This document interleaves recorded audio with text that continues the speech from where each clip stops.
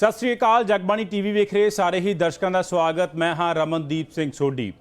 पंजाब दे विच मसले लगातार भखते रहते हैं। कदे सियासी मसले हावी हो जाते हैं तो कदे किसानी के मसले हावी हो जाते हैं। और सब तो ज़्यादा पंजाब की सियासत उदों गरमाउंदी है जो पंजाब दे विच नहीं बल्कि देश के जो धार्मिक मसले गरमाउंदे ने। धार्मिक मसले गरमाउंदे ने तो सुभाविक तौर पर सियासत का पारा वधदा जांदा है।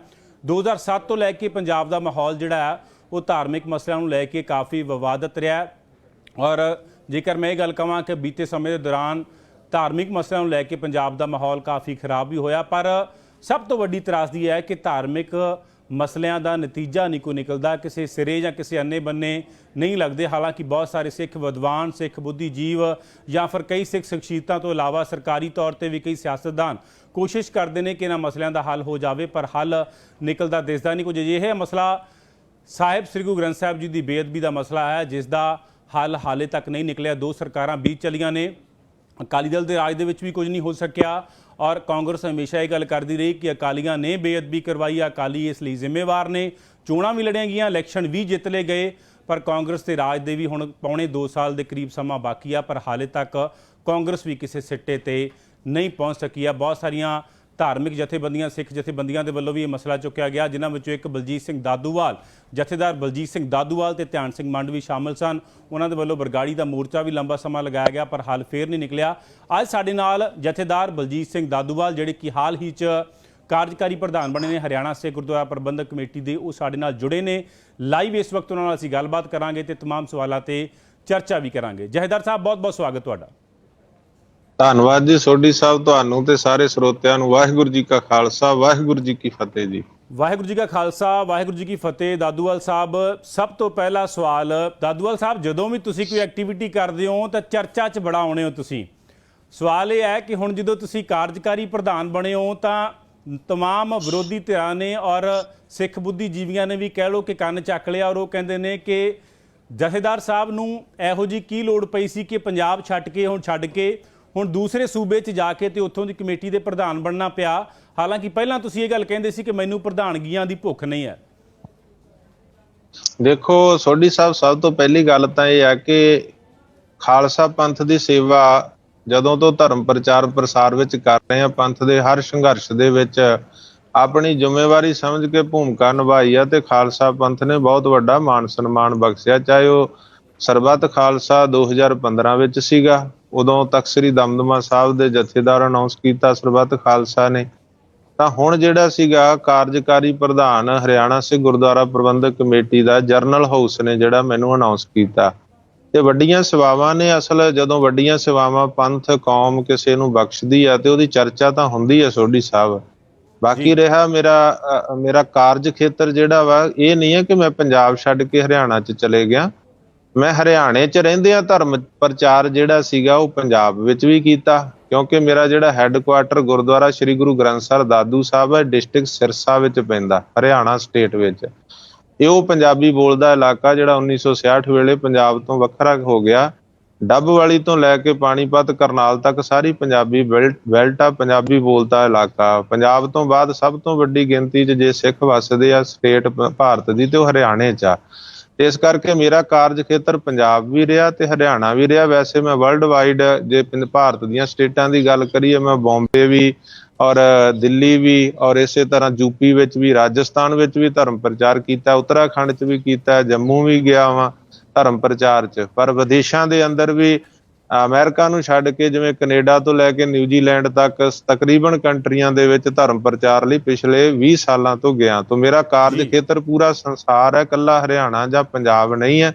ਤੇ ਇਸ ਕਾਰਨ ਕਰਕੇ ਮੈਂ ਕੋਈ ਪੰਜਾਬ ਛੱਡ ਕੇ ਹਰਿਆਣਾ 'ਚ ਨਹੀਂ ਗਿਆ। ਹਰਿਆਣੇ 'ਚ ਵੀ ਗੁਰਦੁਆਰਾ ਸਾਹਿਬ ਦੀ ਸੇਵਾ ਮੇਰੇ ਕੋਲੇ ਤੇ ਪੰਜਾਬ ਦੇ ਵਿੱਚ ਵੀ ਗੁਰੂ ਘਰਾਂ ਦੀ ਸੇਵਾ ਜਿਹੜੀ ਆ ਉਹ ਸੰਗਤਾਂ ਨੇ ਮੈਨੂੰ ਸੌਂਪੀ ਹੋਈ ਆ। ਤੇ ਇਸ ਕਰਕੇ ਮੈਂ ਹਰਿਆਣੇ ਤੇ ਪੰਜਾਬ ਨੂੰ ਵੱਖ ਨਹੀਂ ਸਮਝਦਾ, ਸਾਰੀ ਜਗ੍ਹਾ ਤੇ ਧਰਮ ਪ੍ਰਚਾਰ ਜਿਹੜਾ ਆਪਣੀ ਜ਼ਿੰਮੇਵਾਰੀ ਸਮਝ ਕੇ ਡਿਊਟੀ ਨਿਭਾਉਂਦਾ। ਹਾਂਜੀ। पर दादूवाल साहब ये सवाल तां उठ रहे हैं कि क्या जा रहा है कि दादूवाल साहब एक मसले नूं फड़दे ने, ਉਹਨੂੰ ਛੱਡਦੇ ਨੇ, ਸਿਰੇ ਨਹੀਂ ਲਾਉਂਦੇ, ਦੂਸਰਾ ਫੜ ਲੈਂਦੇ ਆ, ਦੂਸਰਾ ਮਸਲਾ ਹਜੇ ਨਤੀਜੇ ਤੱਕ ਪਹੁੰਚਦਾ ਨਹੀਂ ਤੇ ਦਾਦੂਵਾਲ ਸਾਹਿਬ ਦੇ ਕੋਲ ਤੀਸਰਾ ਮਸਲਾ ਆ ਜਾਂਦਾ। ਕਹਿੰਦੇ ਲਾਈਮਲਾਈਟ ਵਾਲੇ ਮਸਲਿਆਂ 'ਚ ਦਾਦੂਵਾਲ ਸਾਹਿਬ ਆਉਂਦੇ, ਜਿਹੜਾ ਮਸਲਾ ਭਖਦਾ ਹੁੰਦਾ ਉਸ ਮਸਲੇ ਨੂੰ ਫੜ ਤਾਂ ਲੈਂਦੇ ਆ ਪਰ ਸਿਰੇ ਨਹੀਂ ਲਾਉਂਦੇ। ਦੀ ਮੈਂ ਉਦਾਹਰਨ ਦਿੰਦਾ, ਸਰਬੱਤ ਖਾਲਸਾ ਬਣਦਾ, ਤਮਾਮ ਜਿਹੜੇ ਏਜੰਡੇ ਸੀ, ਮੁੱਦੇ ਸੀ, ਉਹਨਾਂ ਨੂੰ ਨਤੀਜੇ ਤੇ ਹਾਲੇ ਤੱਕ ਨਹੀਂ ਪਹੁੰਚਾਇਆ ਗਿਆ। ਜਾਂ ਕਈ ਲੋਕ ਇਹ ਵੀ ਸਵਾਲ ਕਰਦੇ ਨੇ ਕਿ ਸਰਬੱਤ ਖਾਲਸਾ ਦੀ ਪ੍ਰਾਪਤੀ ਕੀ ਨਿਕਲੀ ਹੈ। ਮੈਂ ਪਹਿਲੇ ਤੋਂ ਕਰਮਵਾਰ ਸ਼ੁਰੂ ਕਰਦਾ ਹਾਂ। ਸਰਬੱਤ ਖਾਲਸਾ ਜਦੋਂ ਕਰਵਾਇਆ ਗਿਆ ਤਾਂ ਤਮਾਮ ਜਿਹੜੇ ਵਾਅਦੇ ਤੁਸੀਂ ਕੀਤੇ ਸੀ ਜਾਂ ਤੁਹਾਡੇ ਏਜੰਡੇ ਸੀ, ਗੋਲ ਸੀ, ਮੁੱਦੇ ਸੀ, ਉਹਦੇ 'ਚੋਂ ਪ੍ਰਾਪਤੀਆਂ ਕਿਵੇਂ ਰਹੀਆਂ, ਨਤੀਜਾ ਕੀ ਨਿਕਲਿਆ ਉਹਦਾ ਦਾਦੂਵਾਲ ਸਾਹਿਬ? ਦੇਖੋ, ਪਹਿਲੀ ਗੱਲ ਤਾਂ ਇਹ ਹੈ ਸੋਢੀ ਸਾਹਿਬ ਕਿ ਸਰਬੱਤ ਖਾਲਸਾ 2015 ਵਿੱਚ ਜਿਹੜਾ ਹੋਇਆ, ਮੈਂ ਉਹਦਾ ਆਰਗੇਨਾਈਜ਼ਰ ਨਹੀਂ ਸੀ, ਮੈਂ ਬਤੌਰ ਸਿੱਖ ਉਹਦੇ 'ਚ ਸ਼ਾਮਲ ਹੋਇਆ ਸੀਗੇ। ਜੋ ਉਹਦੇ ਵਿੱਚ ਮੁੱਦੇ ਜੋ ਮਤੇ ਰੱਖੇ ਗਏ ਸੀ, 13 ਮੁੱਖ ਮਤੇ, ਉਹ ਸਰਬੱਤ ਖਾਲਸਾ ਪ੍ਰਬੰਧਕਾਂ ਦੇ ਵੱਲੋਂ ਰੱਖੇ ਗਏ ਸੀਗੇ, ਜਿਨ੍ਹਾਂ ਵਿੱਚ ਉਹਨਾਂ ਨੇ ਉਸ ਸਮੇਂ ਦੇ ਜਿਨ੍ਹਾਂ ਨੇ ਸਰਸੇ ਵਾਲੇ ਨੂੰ ਮਾਫੀਨਾਮਾ ਦਿੱਤਾ ਸੀ, ਉਹਨਾਂ ਜਥੇਦਾਰਾਂ ਨੂੰ ਰੱਦ ਕਰਕੇ ਤੇ ਸਰਬੱਤ ਖਾਲਸਾ ਨੇ ਨਵੇਂ ਜਥੇਦਾਰ ਜਿਹੜੇ ਸੀ ਅਨਾਉਂਸ ਕੀਤੇ ਸੀਗੇ। ਉਹਨਾਂ ਵਿੱਚ ਮੈਨੂੰ, ਕਿਉਂਕਿ ਮੇਰਾ ਜਿਹੜਾ ਜ਼ਿਆਦਾ ਕਾਰਜ ਖੇਤਰ ਸੀਗਾ ਤਖ਼ਤ ਸ੍ਰੀ ਦਮਦਮਾ ਸਾਹਿਬ, ਮੇਰੇ ਤੋਂ ਸਿਰਫ 10-15 ਮਿੰਟ ਦਾ ਰਸਤਾ ਹੈ ਗੁਰਦੁਆਰਾ ਦਾਦੂ ਸਾਹਿਬ ਤੋਂ ਮੈਨੂੰ ਤਖ਼ਤ ਸ੍ਰੀ ਦਮਦਮਾ ਸਾਹਿਬ ਦਾ ਜਥੇਦਾਰ ਅਨਾਉਂਸ ਕੀਤਾ ਸੀਗਾ। ਸਰਬੱਤ ਖਾਲਸੇ ਤੋਂ ਬਾਅਦ ਮੇਰੀ ਜ਼ਿੰਮੇਵਾਰੀ ਜਿਹੜੀ ਸੀ ਉਹ ਬਣੀ ਸੀ, ਕਿਉਂਕਿ ਪਹਿਲਾਂ ਤਾਂ ਸਰਬੱਤ ਖਾਲਸਾ ਜਿਹੜਾ ਸੀ ਉਹਦਾ ਆਰਗੇਨਾਈਜ਼ਰ ਨਹੀਂ ਸੀ, ਮੈਂ ਬਤੌਰ ਸਿੱਖ ਸ਼ਾਮਲ ਹੋਇਆ। ਜਦੋਂ ਮੈਨੂੰ ਜਥੇਦਾਰ ਅਨਾਉਂਸ ਦਾ ਮੇਰੀ ਜ਼ਿੰਮੇਵਾਰੀ ਬਣੀ ਔਰ ਉਹਦੇ ਤੇ ਚੱਲਦਿਆਂ ਸੀ ਪੂਰੇ ਪੰਜਾਬ ਦੇ ਵਿੱਚ ਨਸ਼ਿਆਂ ਦੇ ਖਿਲਾਫ ਮਾਰਚ ਕੱਢਿਆ। ਮੁੜ ਕੇ ਰਾਗੀ ਗ੍ਰੰਥੀ ਸਿੰਘਾਂ ਦਾ ਪੂਰੇ ਪੰਜਾਬ ਦੇ ਵਿੱਚ ਜਿਹੜਾ ਸੀ ਮੀਟਿੰਗਾਂ ਅਟੈਂਡ ਕੀਤੀਆਂ, ਜਿੱਥੇ ਵੀ ਕੋਈ ਧਰਮ ਦਾ ਮਸਲਾ ਹੋਇਆ ਉੱਥੇ ਡਿਊਟੀ ਦਿੱਤੀ। ਔਰ ਬਰਗਾੜੀ ਬੇਅਦਬੀ ਕਾਂਡ ਦੇ ਉੱਤੇ ਵੀ ਜਿਹੜਾ 6.5 ਮਹੀਨੇ ਲਗਾਤਾਰ ਬਰਗਾੜੀ ਦਾ ਇਨਸਾਫ ਮੋਰਚਾ ਜਿਹੜਾ ਅਸੀਂ ਚਲਾਇਆ, ਜਿਹਦੀਆਂ ਬਹੁਤ ਵੱਡੀਆਂ। ਪਰ ਇੰਪੋਰਟੈਂਟ ਸਵਾਲ ਹੈ, ਬੰਦੀ ਸਿੰਘਾਂ ਦੀ ਰਿਹਾਈ ਦਾ ਮਸਲਾ ਸੀ, ਉਹ ਕਿਸੇ ਅੰਨੇ ਬੰਨੇ ਤੁਸੀਂ ਲਾ ਨਹੀਂ ਸਕੇ। ਤੁਸੀਂ ਜੇਕਰ ਜਥੇਦਾਰ ਹਵਾਰਾ ਦੀ ਗੱਲ ਕੀਤੀ, ਉਹ ਵੀ ਮਸਲਾ ਤੁਸੀਂ ਕਿਸੇ ਸਿਰੇ ਨਹੀਂ ਲਾਇਆ। ਹੁਣ ਸਵਾਲ ਇਹ ਉੱਠਦਾ ਹੈ ਕਿ ਬੰਦੀ ਸਿੰਘਾਂ ਦੀ ਰਿਹਾਈ ਦੇ ਲਈ ਤੁਹਾਡੇ ਯਤਨ ਕੀ ਰਹੇ ਨੇ? ਦੇਖੋ ਸੋਢੀ ਸਾਹਿਬ, ਪਹਿਲੀ ਗੱਲ ਤਾਂ ਇਹ ਆ ਕਿ ਜਿਹੜਾ ਆਪਣਾ ਸਰਬੱਤ ਖਾਲਸਾ ਹੋਇਆ, ਉਹਦੀ ਵੱਡੀ ਪ੍ਰਾਪਤੀ ਇਹ ਸੀਗੀ ਕਿ ਉਸ ਤੋਂ ਬਾਅਦ ਜਿਹੜੇ ਜਥੇਦਾਰ ਸ਼੍ਰੋਮਣੀ ਕਮੇਟੀ ਦੇ ਅਪੁਆਇੰਟ ਕੀਤੇ ਆ, ਉਹ ਕੋਈ ਉਦਾਂ ਦਾ ਗਲਤ ਫੈਸਲਾ ਨਹੀਂ ਕਰ ਸਕੇ ਜਿਵੇਂ ਪਹਿਲਾਂ ਸਰਸੇ ਵਾਲੇ ਨੂੰ ਮਾਫੀਨਾਮਾ ਜਾਰੀ ਕੀਤਾ ਸੀਗਾ। ਪਹਿਲਾਂ ਉਹ ਮਨਮਾਨੀਆਂ ਕਰਦੇ ਸੀ ਮਰਜ਼ੀ ਦੇ ਨਾਲ, ਜਿਸ ਤਰ੍ਹਾਂ ਬਾਦਲ ਪਰਿਵਾਰ ਨੇ ਕਿਹਾ ਉਸੇ ਤਰ੍ਹਾਂ ਹੁਕਮਨਾਮਾ ਜਾਰੀ ਕਰ ਦਿੱਤਾ, ਉਹੀ ਆਦੇਸ਼ ਸੰਦੇਸ਼ ਜਾਰੀ ਕਰ ਦਿੱਤੇ।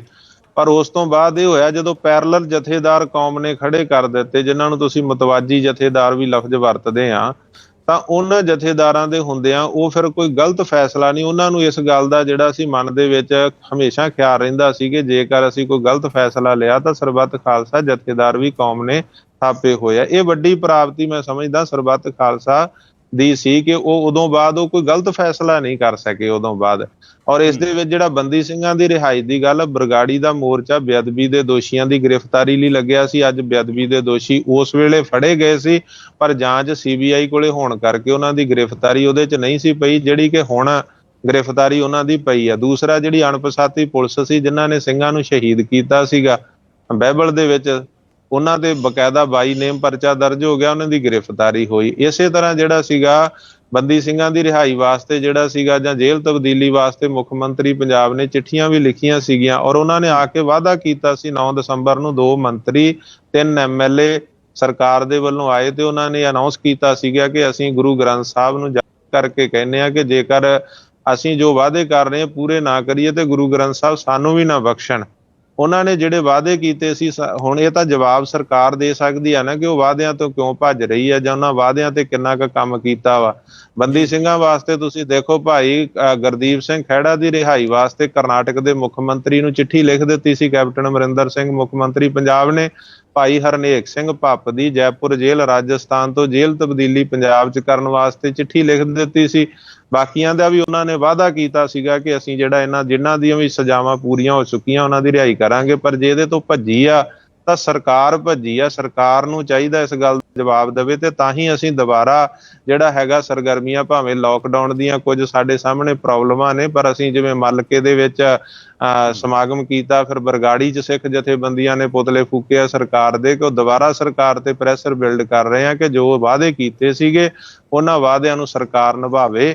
ਇਹਦੇ ਤੋਂ ਸਰਕਾਰ ਭੱਜ ਰਹੀ ਆ, ਨਾ ਕਿ ਅਸੀਂ ਕਿਸੇ ਮਸਲੇ ਨੂੰ। ਅਸੀਂ ਤਾਂ ਮਸਲੇ ਜਿਹੜੇ ਫੜਦੇ ਆ ਉਹਨਾਂ ਮਸਲਿਆਂ 'ਚ ਪੂਰਾ ਧਿਆਨ। ਬਰਗਾੜੀ ਵਾਲੇ ਮਸਲੇ ਦਾਦੂਵਾਲ ਸਾਹਿਬ, ਕੋਈ ਸ਼ੱਕ ਨਹੀਂ ਕਿ ਤੁਸੀਂ ਨੇਕੀ ਵੀ ਬਹੁਤ ਖੱਟੀ ਤੇ ਲੋਕਾਂ ਦੀ ਸਿਫਤ ਵੀ ਬੜੀ ਲਈ ਹੈ, ਪਰ ਉਸ ਤੋਂ ਬਾਅਦ ਜਦੋਂ ਤੁਸੀਂ ਉਹ ਧਰਨਾ ਚੱਕ ਦਿੱਤਾ, ਉਸਥੋਂ ਵਿਰੋਧ ਪ੍ਰਦਰਸ਼ਨ ਉੱਥੇ ਖਤਮ ਕਰ ਦਿੱਤਾ, ਤਾਂ ਲੋਕਾਂ ਨੇ ਆਲੋਚਨਾ ਬਹੁਤ ਕੀਤੀ। ਤੁਹਾਨੂੰ ਕਈ ਤਰ੍ਹਾਂ ਦੇ ਆਲੋਚਨਾ ਦੇ ਸਰਟੀਫਿਕੇਟ ਦਿੱਤੇ ਗਏ। ਕੋਈ ਕਹਿਣ ਲੱਗਿਆ ਕਿ ਦਾਦੂਵਾਲ ਸਾਹਿਬ ਏਜੰਸੀਆਂ ਦੇ ਬੰਦੇ ਆ, ਕੋਈ ਕਹਿੰਦਾ RSS ਦੇ ਨਾਲ ਰਲ ਗਿਆ, ਤੇ ਸਭ ਤੋਂ ਵੱਡਾ ਇਲਜ਼ਾਮ ਇਹ ਲੱਗਿਆ ਵੀ ਕਾਂਗਰਸ ਦੇ ਨਾਲ ਤੁਹਾਡੀ ਤੇ ਮੰਡ ਸਾਹਿਬ ਦੀ ਮੈਚ ਫਿਕਸਿੰਗ ਹੈ ਕਹਿੰਦੇ ਕਿ ਕਾਂਗਰਸ ਦੀ ਛਹਿ ਤੇ ਲਵਾਇਆ ਗਿਆ ਸੀਗਾ ਧਰਨਾ ਔਰ ਅਕਾਲੀ ਦਲ ਨੂੰ ਬਦਨਾਮ ਕਰਨ ਦੇ ਲਈ ਸੀਗਾ, ਇਸੇ ਕਰਕੇ ਤੁਸੀਂ ਇਹ ਮੁੱਦੇ ਨੂੰ ਸਿੱਟੇ ਤੇ ਨਹੀਂ ਲੈ ਕੇ ਜਾ ਸਕੇ। ਔਰ ਲੋਕ ਕਹਿੰਦੇ ਕਿ ਹਾਲੇ ਤੱਕ ਇਹ ਕਲੀਅਰ ਕਿਉਂ ਨਹੀਂ ਹੋ ਸਕਿਆ। ਦਾਦੂਵਾਲ ਸਾਹਿਬ ਤੇ ਮੰਡ ਸਾਹਿਬ ਦਾ ਇੰਨਾ ਗੂੜਾ ਦੋਸਤਾਨਾ ਹੋਵੇ ਤਾਂ ਕੀ ਹਾਲੇ ਤੱਕ ਮੰਡ ਸਾਹਿਬ ਨੇ ਕਲੀਅਰ ਨਹੀਂ ਕੀਤਾ ਕਿ ਕਿਹੜੀਆਂ ਸ਼ਰਤਾਂ ਤੇ ਧਰਨਾ ਚੱਕਿਆ ਗਿਆ ਸੀ? ਹਾਂ, ਇਹੀ ਗੱਲ ਸੋਢੀ ਸਾਹਿਬ, ਜਿਹੜਾ ਤੁਹਾਡਾ ਸਵਾਲ ਆ ਪੰਥ ਦਾ ਸਵਾਲ ਹੈ, ਇਹੀ ਸਵਾਲ ਮੇਰਾ ਜਥੇਦਾਰ ਮੰਡ ਸਾਹਿਬ ਨੂੰ ਆ, ਕਿਉਂਕਿ ਉਹਨਾਂ ਨੇ ਬਿਨਾਂ ਵਿਸ਼ਵਾਸ ਵਿੱਚ ਲਏ, ਭਰੋਸੇ 'ਚ ਲਏ, ਉਹਨਾਂ ਨੇ ਫੈਸਲਾ ਲਿਆ ਸੀਗਾ ਜਿਸ ਦਾ ਅਸੀਂ ਉਸ ਦਿਨ ਤੋਂ ਵਿਰੋਧ ਕਰ ਰਹੇ ਹਾਂ, ਤੇ ਉਸ ਤੋਂ ਬਾਅਦ ਅਸੀਂ ਉਹਨਾਂ ਦੇ ਕਿਸੇ ਪ੍ਰੋਗਰਾਮ ਦਾ ਹਿੱਸਾ ਨਹੀਂ ਬਣੇ। ਅੱਜ ਤੱਕ ਉਹਨਾਂ ਸਾਹਮਣੇ ਸਾਡੇ 3 ਸਵਾਲ ਨੇ ਕਿ ਮੋਰਚਾ ਚੱਕਣ ਦੀ ਉਹਨਾਂ ਨੂੰ ਕਾਹਲੀ ਕੀ ਸੀ, ਮਜਬੂਰੀ ਕੀ ਸੀ, ਜਾਂ ਉਹਨਾਂ ਦਾ ਸਮਝੌਤਾ ਕੀ ਹੋਇਆ, ਕਿਉਂਕਿ ਸਮਝੌਤਾ ਉਹਨਾਂ ਨੇ ਕੀਤਾ ਕੈਪਟਨ ਅਮਰਿੰਦਰ ਸਿੰਘ ਸਰਕਾਰ ਦੇ ਨਾਲ, ਔਰ ਉਹਨਾਂ ਨੇ ਕਿਹਾ ਵੀ ਸੀ ਕਿ ਮੇਰਾ ਮੋਰਚਾ ਮੈਂ ਜਿੱਤ ਕੇ ਲਾਇਆ, ਜਦੋਂ ਕਿ ਮੋਰਚਾ ਲਾਉਣ ਵੇਲੇ ਮੇਰੀ ਸਲਾਹ ਨਾਲ ਲਾਇਆ ਗਿਆ ਸੀ। ਕਾਂਗਰਸ ਦਾ ਕੋਈ ਲੈਣ ਦੇਣ ਨਹੀਂ ਸੀਗਾ, ਗੁਰੂ ਨੂੰ ਜਾਣ ਦੇਣੀ, ਰੱਬ ਨੂੰ ਜਾਣ ਦੇਣੀ ਹੈ। ਝੂਠ ਭਾਵੇਂ ਕੋਈ ਬੋਲੀ ਜਾਵੇ, ਰੱਬ ਦੀ ਕਚਹਿਰੀ ਦੇ ਵਿੱਚ ਹਰੇਕ ਦਾ ਲੇਖਾ ਜੋਖਾ ਹੋਣਾ, ਲੇਖਾ ਰੱਬ ਮੰਗੇਸੀਆ ਬੈਠਾ ਕੱਢ ਵਹੀ। ਝੂਠ ਦੁਨੀਆ ਤੋਂ ਬੋਲਿਆ ਜਾ ਸਕਦਾ, ਪਰ ਰੱਬ ਅੱਗੇ ਝੂਠ ਨਹੀਂ ਬੋਲਿਆ ਜਾ ਸਕਦਾ। ਇਸ ਕਰਕੇ ਇਹਦੇ ਵਿੱਚ ਜਥੇਦਾਰ ਮੰਡ ਸਾਹਿਬ ਜਿਹੜੇ ਆ, ਉਹਨਾਂ ਨੂੰ ਤੁਸੀਂ ਕਦੇ ਇੰਟਰਵਿਊ ਲੈ ਕੇ ਉਹਨਾਂ ਤੋਂ ਜਵਾਬ ਲੈ ਸਕਦੇ ਆ ਕਿ ਉਹਨਾਂ ਨੇ ਮੋਰਚਾ ਜਿਹੜਾ ਸੀ ਸਾਥੀਆਂ ਦੀ ਬੇਭਰੋਸਗੀ ਦੇ ਵਿੱਚ। ਮੰਡ ਸਾਹਿਬ ਕੈਮਰੇ ਤੇ ਆਉਂਦੇ ਨਹੀਂ, ਮੰਡ ਸਾਹਿਬ ਪੱਤਰਕਾਰਾਂ ਦੇ ਨਾਲ ਸੰਵਾਦ ਕਰਦੇ ਨਹੀਂ। ਹੁਣ ਤਾਂ ਟੈਕਨੋਲੋਜੀ ਦਾ ਜ਼ਮਾਨਾ ਹੈ, ਤੁਸੀਂ ਵੀ ਵੇਖੋ ਸਕਾਈਪ ਦੇ ਮਾਧਿਅਮ ਰਾਹੀਂ ਸਾਡੇ ਨਾਲ ਜੁੜੇ ਹੋਏ ਹੋ। ਹੁਣ ਤਾਂ ਸਿੱਖ ਜਿਹੜੇ ਸ਼ਖਸੀਅਤਾਂ ਹੈਗੀਆਂ ਨੇ ਉਹ ਵੀ ਬੜੀਆਂ ਹਾਈਟੈਕ ਹੋ ਗਈਆਂ ਨੇ। ਤੁਹਾਡਾ ਕਦੀ ਟੈਲੀਫੋਨ ਦੇ ਰਾਹੀਂ ਰਾਬਤਾ ਨਹੀਂ ਹੋਇਆ ਮੰਡ ਸਾਹਿਬ ਦੇ ਨਾਲ, ਜਾਂ ਕੋਈ ਤੁਹਾਡਾ ਸੰਵਾਦ ਉਸ ਤੋਂ ਬਾਅਦ ਹੋ ਹੀ ਨਹੀਂ ਪਾਇਆ? ਤੁਸੀਂ ਕਹੋ ਕਿ ਕਮ ਸੇ ਕਮ ਮੰਡ ਸਾਹਿਬ ਮੈਨੂੰ ਦੱਸੋ ਤਾਂ ਸਹੀ ਵੀ ਕੁੱਲ ਦੁਨੀਆ ਦੇ ਵਿੱਚ ਤੁਸੀਂ ਇਸ ਮਾਮਲੇ ਨੂੰ ਲੈ ਕੇ ਮੇਰੀ ਨਿਖੇਧੀ ਕਰਵਾ ਰਹੇ ਹੋ, ਤੁਸੀਂ ਕਲੀਅਰ ਕਿਉਂ ਨਹੀਂ ਕਰਦੇ ਮਸਲਾ? 9 ਦਸੰਬਰ ਤੋਂ ਬਾਅਦ ਉਹ 16 ਦਸੰਬਰ ਨੂੰ ਮੇਰੇ ਕੋਲ ਆਏ ਸੀ ਗੁਰਦੁਆਰਾ ਦਾਦੂ ਸਾਹਿਬ, ਤਾਂ ਮੈਂ ਆਹੀ 3 ਸਵਾਲ ਜਿਹੜੇ ਕਹੇ ਉਹਨਾਂ ਸਾਹਮਣੇ ਰੱਖੇ ਸੀ ਕਿ ਜਿੰਨਾ ਚਿਰ ਤੁਸੀਂ ਇਹਦਾ ਜਵਾਬ ਨਹੀਂ ਦਿੰਦੇ, ਮੈਂ ਤੁਹਾਡੇ ਕਿਸੇ ਪ੍ਰੋਗਰਾਮ ਦਾ ਹਿੱਸਾ ਨਹੀਂ ਬਣਾਂਗਾ। ਮੇਰਾ ਜਾਤੀ ਤੌਰ ਤੇ ਤੁਹਾਡੇ ਨਾਲ ਕੋਈ ਵਿਰੋਧ ਨਹੀਂ, ਪੰਥਕ ਤੌਰ ਤੇ ਆ ਕਿ ਜਿਹੜਾ ਤੁਸੀਂ ਫੈਸਲਾ ਲਿਆ, ਸਾਨੂੰ ਅਸੀਂ 6.5 ਮਹੀਨੇ ਉਸ ਮੋਰਚੇ ਨੂੰ ਸਿਖਰਾਂ ਤੇ ਲਿਜਾਣ ਲਈ ਦਿਨ ਰਾਤ ਇੱਕ ਕੀਤਾ। ਅਸੀਂ ਬਹੁਤ ਸਾਰੀ ਜਿਹੜੀ ਸੀਗੇ ਵਿਰੋਧੀਆਂ ਦਾ ਵਿਰੋਧ ਵੀ ਝੱਲਿਆ। ਕਦੇ ਸੁਖਬੀਰ ਬਾਦਲ ਕਹਿੰਦਾ ਸੀ 16 ਕਰੋੜ ਆ ਗਿਆ ਦਾਦੂ ਸਾਹਿਬ ਦੇ ਅਕਾਊਂਟ ਦੇ ਵਿੱਚ, ਤੇ ਕਦੇ ਕਹਿੰਦਾ ਸੀ ਧਮਾਕਾ ਕਰ ਦਿੱਤਾ ਇਹਨਾਂ ਨੇ ਨਿਰੰਕਾਰੀਆਂ ਦੇ ਡੇਰੇ, ਕਦੇ ਕਹਿੰਦੇ ਸੀਗੇ ਕਿ ਕੈਪਟਨ ਅਮਰਿੰਦਰ ਸਿੰਘ ਦੀ ਕੋਠੀ 'ਚ ਕਾਰ ਚਲੇਗੀ। ਜਿਹੜਾ ਸਾਰਾ ਝੂਠ ਬੋਲਿਆ ਗਿਆ ਸੀਗਾ ਵਿਰੋਧੀਆਂ ਦੇ ਵੱਲੋਂ, ਅਸੀਂ ਵਿਰੋਧ ਝੱਲਿਆ। ਤੇ ਮੰਡ ਸਾਹਿਬ ਨੂੰ ਇਹ ਜਿਹੜਾ ਸੀ ਮੈਂ ਸਵਾਲ ਕੀਤਾ ਸੀ, ਅੱਜ ਵੀ ਮੇਰਾ ਸਵਾਲ ਉਸੇ ਤਰ੍ਹਾਂ ਖੜਾ ਵਾ। ਮੈਂ ਅੱਜ ਵੀ ਉਹਨਾਂ ਦੇ ਮੈਂ ਸਤਿਕਾਰ ਕਰਦਾ, ਪਰ ਦੇ ਉੱਤੇ ਮੇਰੇ ਵਿਚਾਰ ਉਹਨਾਂ ਨਾਲ ਨਹੀਂ ਰਲਦੇ। ਇਹਦੇ ਬਾਰੇ ਜਵਾਬ ਜਿਹੜਾ ਉਹ ਜਥੇਦਾਰ ਮੰਡ ਸਾਹਿਬ ਦੇ ਸਕਦੇ ਆ ਕਿ ਉਹਨਾਂ ਦਾ ਸਰਕਾਰ ਨਾਲ ਕੀ ਸਮਝੌਤਾ ਹੋਇਆ, ਇਹਦੇ ਬਾਰੇ ਉਹੀ ਦੱਸ ਸਕਦੇ। ਨਾ ਬੋਲਣਾ ਦਾਦੂਵਾਲ ਸਾਹਿਬ, ਮੰਡ ਸਾਹਿਬ ਦਾ ਨਾਂ ਬੋਲਣਾ ਤੁਹਾਡੇ ਦਿਮਾਗ ਦੇ ਵਿੱਚ ਫਿਰ ਮੰਡ ਸਾਹਿਬ ਦੇ ਪ੍ਰਤੀ ਧਾਰਨਾ ਕੀ ਬਣਦੀ ਹੈ, ਜਦੋਂ ਇੰਨਾ ਕੁਝ ਹੋਣ ਦੇ ਬਾਵਜੂਦ ਤੁਸੀਂ ਪਰਮ ਮਿੱਤਰ ਹੋ, ਸਾਥੀ ਹੋ ਪੁਰਾਣੇ ਉਹਨਾਂ ਦੇ, ਤੁਸੀਂ ਕਈ ਸੰਘਰਸ਼ ਵਿੱਢੇ, ਕਈ ਖਤਮ ਕੀਤੇ, ਇਹਦੇ ਬਾਵਜੂਦ ਤੁਹਾਨੂੰ ਨਹੀਂ ਜਵਾਬ ਦੇ ਰਹੇ ਤਾਂ ਮੀਡੀਆ ਨੂੰ ਜਵਾਬ ਕਿੱਥੇ ਦੇਣਗੇ? ਤਾਂ ਅਜਿਹੇ ਦੌਰ ਦੇ ਵਿੱਚ ਬਲਜੀਤ ਸਿੰਘ ਦਾਦੂਵਾਲ ਹੋਰਾਂ ਦੇ ਦਿਮਾਗ 'ਚ ਧਿਆਨ ਸਿੰਘ ਮੰਡ ਹੋਰਾਂ ਦੀ ਤਸਵੀਰ ਕੀ ਬਣਦੀ ਨਜ਼ਰ ਆਉਂਦੀ ਆ? ਤੁਹਾਨੂੰ ਲੱਗਦਾ ਕਿ ਮੰਡ ਸਾਹਿਬ ਦੀ ਫਿਰ ਸਰਕਾਰ ਦੇ ਨਾਲ ਕੋਈ ਸੈਟਿੰਗ ਹੈ? ਦੇਖੋ ਸੋਢੀ ਸਾਹਿਬ, ਜੋ ਉਹਨਾਂ ਨੇ ਸਾਨੂੰ ਦੱਸਿਆ ਸੀ ਉਸ ਦਿਨ ਸਮਾਪਤੀ ਵਾਲੇ ਦਿਨ, ਸਮਾਪਤੀ ਤੋਂ 4 ਦਿਨ ਪਹਿਲਾਂ ਵੀ ਅਸੀਂ ਉਹੀ ਅਨਾਉਂਸ ਕੀਤਾ ਸੀ। 189 ਦਿਨ ਜਿਸ ਦਿਨ ਮੋਰਚੇ ਨੂੰ ਹੋ ਗਏ ਸੀਗੇ, 189, ਉਸ ਦਿਨ ਵੀ ਜਿਹੜਾ ਮੈਂ ਅਨਾਉਂਸ ਕੀਤਾ ਸੀ ਉਹ ਜਥੇਦਾਰ ਮੰਡ ਸਾਹਿਬ ਨੇ ਜੋ ਦੱਸਿਆ ਸੀ ਉਹਨਾਂ ਦੇ ਬਿਹਾਫ ਤੇ ਅਨਾਉਂਸ ਕੀਤਾ ਸੀ। ਅੱਜ ਵੀ ਉਹ ਰਿਕਾਰਡਿੰਗਾਂ ਪਈਆਂ ਨੇ, ਉਹ ਦੱਸ ਸਕਦੇ ਆ। ਪਰ ਮੈਂ ਇਹ ਬੇਨਤੀ ਕਰਨੀ ਚਾਹੁੰਦਾ ਸੋਢੀ ਸਾਹਿਬ ਕਿ ਬਰਗਾੜੀ ਇਨਸਾਫ ਮੋਰਚੇ ਨੇ ਪ੍ਰਾਪਤੀਆਂ ਬਹੁਤ ਕੀਤੀਆਂ ਨੇ, ਪਰ ਉਹਦਾ ਜਿਹੜਾ ਆਖਰੀ ਡਿਸੀਜਨ ਸੀ ਸਮ ਅਪ ਵਾਈਂਡ ਅਪ, ਜਿਹੜਾ ਉਹ ਜਥੇਦਾਰ ਮੰਡ ਸਾਹਿਬ ਨੇ ਵਧੀਆ ਤਰੀਕੇ ਨਾਲ ਨਹੀਂ ਕੀਤਾ। ਜਦੋਂ ਕਿ ਉਹਨਾਂ ਨੂੰ ਕਿਹਾ ਸੀ ਕਿ 9 ਦਸੰਬਰ ਨੂੰ ਸਰਕਾਰ ਆਪਣਾ ਪੱਖ ਰੱਖਦੀ ਆ, 16 ਦਸੰਬਰ ਨੂੰ ਆਪਾਂ ਜਿਹੜਾ ਹੈਗਾ ਪੰਥ ਦਾ ਇਕੱਠ ਸੱਦੀਏ, ਸੰਤਾਂ ਮਹਾਂਪੁਰਸ਼ਾਂ, ਜਥੇਬੰਦੀਆਂ, ਧਾਰਮਿਕ, ਰਾਜਨੀਤਿਕ ਜਿਨ੍ਹਾਂ ਨੇ ਵੀ ਸਾਥ ਦਿੱਤਾ ਵਾ ਉਹਨਾਂ ਦਾ ਇਕੱਠ ਸੱਦ ਕੇ ਉਹਨਾਂ ਦੀ ਸਲਾਹ ਲਈ ਜਾਵੇ, ਉਹਨਾਂ ਨੂੰ ਭਰੋਸੇ 'ਚ ਲਿਆ ਜਾਵੇ ਵੀ ਅੱਗੇ ਕੀ ਕਰਨਾ ਚਾਹੀਦਾ, ਤੇ ਜੋ ਪੰਥ ਸਲਾਹ ਦੇਵੇ। ਕਿਉਂਕਿ ਹੁਣ ਇਕੱਲੇ ਦਾ ਮੋਰਚਾ ਨਹੀਂ, ਮੈਂ ਕਿਹਾ ਜਥੇਦਾਰ ਸਾਹਿਬ ਇਹ ਤੁਹਾਡਾ ਮੋਰਚਾ ਨਹੀਂ, ਇਹ ਪੰਥ ਦਾ, ਕੌਮ ਦਾ ਮੋਰਚਾ ਬਣ ਚੁੱਕਾ ਵਾ। ਇਸ ਕਰਕੇ ਤੁਸੀਂ ਸਾਰਿਆਂ ਦੀ ਸਲਾਹ ਲਓ, ਪਰ ਉਹ ਇਸ ਗੱਲ ਤੇ ਐਗਰੀ ਨਹੀਂ ਹੋਏ, ਰਾਜੀ ਨਹੀਂ ਹੋਏ। ਇਸ ਕਰਕੇ ਉਹੀ ਜਵਾਬ ਦੇ ਸਕਦੇ ਆ। ਦਾਦੂਵਾਲ 'ਚ ਜੇਕਰ ਕਿਸੇ ਤਰ੍ਹਾਂ ਦਾ ਗੁਨਾਹ ਤੇ ਦਾਦੂਵਾਲ ਸੰਗਤ ਦੀ ਕਚਹਿਰੀ 'ਚ ਆ। ਹਮੇਸ਼ਾ ਮੈਂ ਦੁਨੀਆ ਭਰ ਦੇ ਵਿੱਚ ਗਿਆ, ਬਰਗਾੜੀ ਇਨਸਾਫ ਮੋਰਚੇ ਤੋਂ ਬਾਅਦ ਮੈਂ ਇਟਲੀ ਜਾ ਕੇ ਆਇਆ, ਜਰਮਨ ਜਾ ਕੇ ਆਇਆ, ਇੰਗਲੈਂਡ ਜਾ ਕੇ ਆਇਆ, ਇੱਥੇ ਵਿਚਰਦਾ। ਮੈਨੂੰ ਅੱਜ ਤੱਕ ਕਦੇ ਕਿਸੇ ਸੰਗਤ ਨੇ ਇਕੱਠ ਦੇ ਵਿੱਚ ਪ੍ਰੋਗਰਾਮ 'ਚ ਸਵਾਲ ਨਹੀਂ ਕੀਤਾ, ਕਿਉਂਕਿ ਸੰਗਤਾਂ ਨੂੰ ਪਤਾ ਕਿ ਇਸ ਮੋਰਚੇ ਦਾ ਜਿਹੜਾ ਸਮਾਂ ਹੋਇਆ। ਮੈਂ ਇੱਕ ਤੁਹਾਨੂੰ ਆਪਣਾ ਨਿੱਜੀ ਕੇਸ ਸਟੱਡੀ ਦੇਣਾ ਚਾਹੂੰਗਾ। ਵੈਸੇ ਚਲੋ ਸਿਆਸਤਦਾਨਾਂ ਦੇ ਬਿਆਨਾਂ ਨੂੰ ਤਾਂ ਬਹੁਤਾ ਸੀਰੀਅਸ ਨਾ ਲਿਆ ਜਾਵੇ, ਚਲੋ ਉਹਦੇ 'ਚ ਤਾਂ ਕਹਿ ਲਓ ਖੁੰਦਕਬਾਜ਼ੀ ਹੋ ਗਈ ਜਾਂ ਸਿਆਸਤ ਹੋ ਗਈ। ਦਾਦੂਵਾਲ ਸਾਹਿਬ, ਜਿਸ ਤਰ੍ਹਾਂ ਤੁਸੀਂ ਟਰੈਵਲ ਕੀਤਾ ਵਿਦੇਸ਼ੀ ਮੁਲਕਾਂ 'ਚ, ਉਸੇ ਤਰ੍ਹਾਂ ਬਰਗਾੜੀ ਕਾਂਡ ਤੋਂ ਬਾਅਦ ਮੈਂ ਵੀ ਟਰੈਵਲ ਕੀਤਾ, ਧਰਨੇ ਤੋਂ ਬਾਅਦ ਮੈਂ ਵੀ ਵਿਦੇਸ਼ਾਂ 'ਚ ਜਾ ਕੇ ਆਇਆ। ਬਹੁ ਗਿਣਤੀ ਲੋਕਾਂ ਦੇ ਨਾਲ ਸਾਡਾ ਵੀ ਰਾਬਤਾ ਹੁੰਦਾ, ਪੱਤਰਕਾਰਾਂ ਦਾ ਵੀ ਲੋਕਾਂ ਦੇ ਨਾਲ ਸੰਵਾਦ ਰਹਿੰਦਾ। ਬੇਸ਼ੱਕ ਤੁਸੀਂ ਵੀ ਬਹੁਤ ਅਪਡੇਟ ਰਹਿੰਦੇ ਹੋ, ਸੋਸ਼ਲ ਮੀਡੀਆ ਦਾ ਦੌਰ ਹੈ, ਪਰ ਦਾਦੂਵਾਲ ਸਾਹਿਬ ਸੱਚਾਈ ਇਹ ਹੈ, ਸਿਆਸਤਦਾਨਾਂ ਨੂੰ ਛੱਡ ਕੇ ਆਮ ਲੋਕਾਂ ਦੀ ਜ਼ੁਬਾਨ ਤੇ ਇੱਕ ਗੱਲ ਦੀ ਬੜੀ ਚਰਚਾ ਔਰ ਲੋਕ ਮਨ ਦੇ ਵਿੱਚ ਇਹ ਧਾਰਨਾ ਬਣਾ ਕੇ ਬੈਠੇ ਨੇ। ਕਿਹਾ ਜਾਂਦਾ ਹੈ ਕਿ ਧਿਆਨ ਸਿੰਘ ਮੰਡ ਤੇ ਬਲਜੀਤ ਸਿੰਘ ਦਾਦੂਵਾਲ ਹੋਰਾਂ ਨੇ ਪੈਸਿਆਂ ਦਾ ਰੌਲਾ ਪੈ ਗਿਆ ਔਰ ਧਰਨੇ ਦੇ ਨਾਂ ਤੇ ਮੋਟੀ ਕਮਾਈ ਕੀਤੀ ਗਈ। ਜੀ, ਇਹਦੇ ਬਾਰੇ ਜਿਹੜਾ ਸੋਢੀ ਸਾਹਿਬ ਆ, ਸੰਗਤਾਂ ਨੂੰ ਕੋਈ ਭੁਲੇਖਾ ਨਹੀਂ ਆ, ਕਿਉਂਕਿ ਜੋ ਵੀ ਮੋਰਚੇ ਦੇ ਵਿੱਚ ਮਾਇਆ ਆਉਂਦੀ ਸੀ ਉਹ ਅਨਾਉਂਸ ਹੁੰਦੀ ਸੀ, ਬਕਾਇਦਾ ਟੀਵੀ ਚੈਨਲ ਲੱਗੇ ਹੋਏ ਸੀ, ਰੋਜ਼ਾਨਾ ਜੋ ਵੀ ਦਿੰਦਾ ਸੀ ਉਹਦਾ ਨਾਂ ਅਨਾਉਂਸ ਹੁੰਦਾ।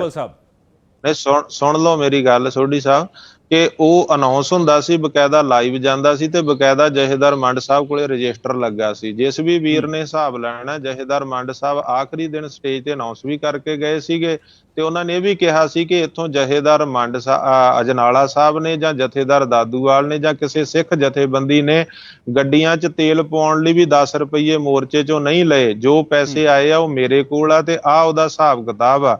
ਤੇ ਮੈਂ ਬੇਨਤੀ ਕਰਨੀ ਚਾਹੁੰਦਾ, ਚਾਹੇ ਉਹ ਪ੍ਰਵਾਸੀ ਨੇ ਚਾਹੇ ਉਹ ਇੰਡੀਆ 'ਚ ਨੇ, ਕਿ ਜਿਨ੍ਹਾਂ ਨੂੰ ਵੀ ਬਰਗਾੜੀ ਇਨਸਾਫ ਮੋਰਚੇ ਦੇ ਪੈਸੇ ਦਾ ਹਿਸਾਬ ਚਾਹੀਦਾ, ਜਥੇਦਾਰ ਮੰਡ ਸਾਹਿਬ ਕੋਲੇ ਉਹ ਕਹਿੰਦੇ ਮੇਰੇ ਕੋਲ ਰਜਿਸਟਰ ਹੈਗਾ, ਉਹ ਹਿਸਾਬ ਲੈ ਲੈਣ।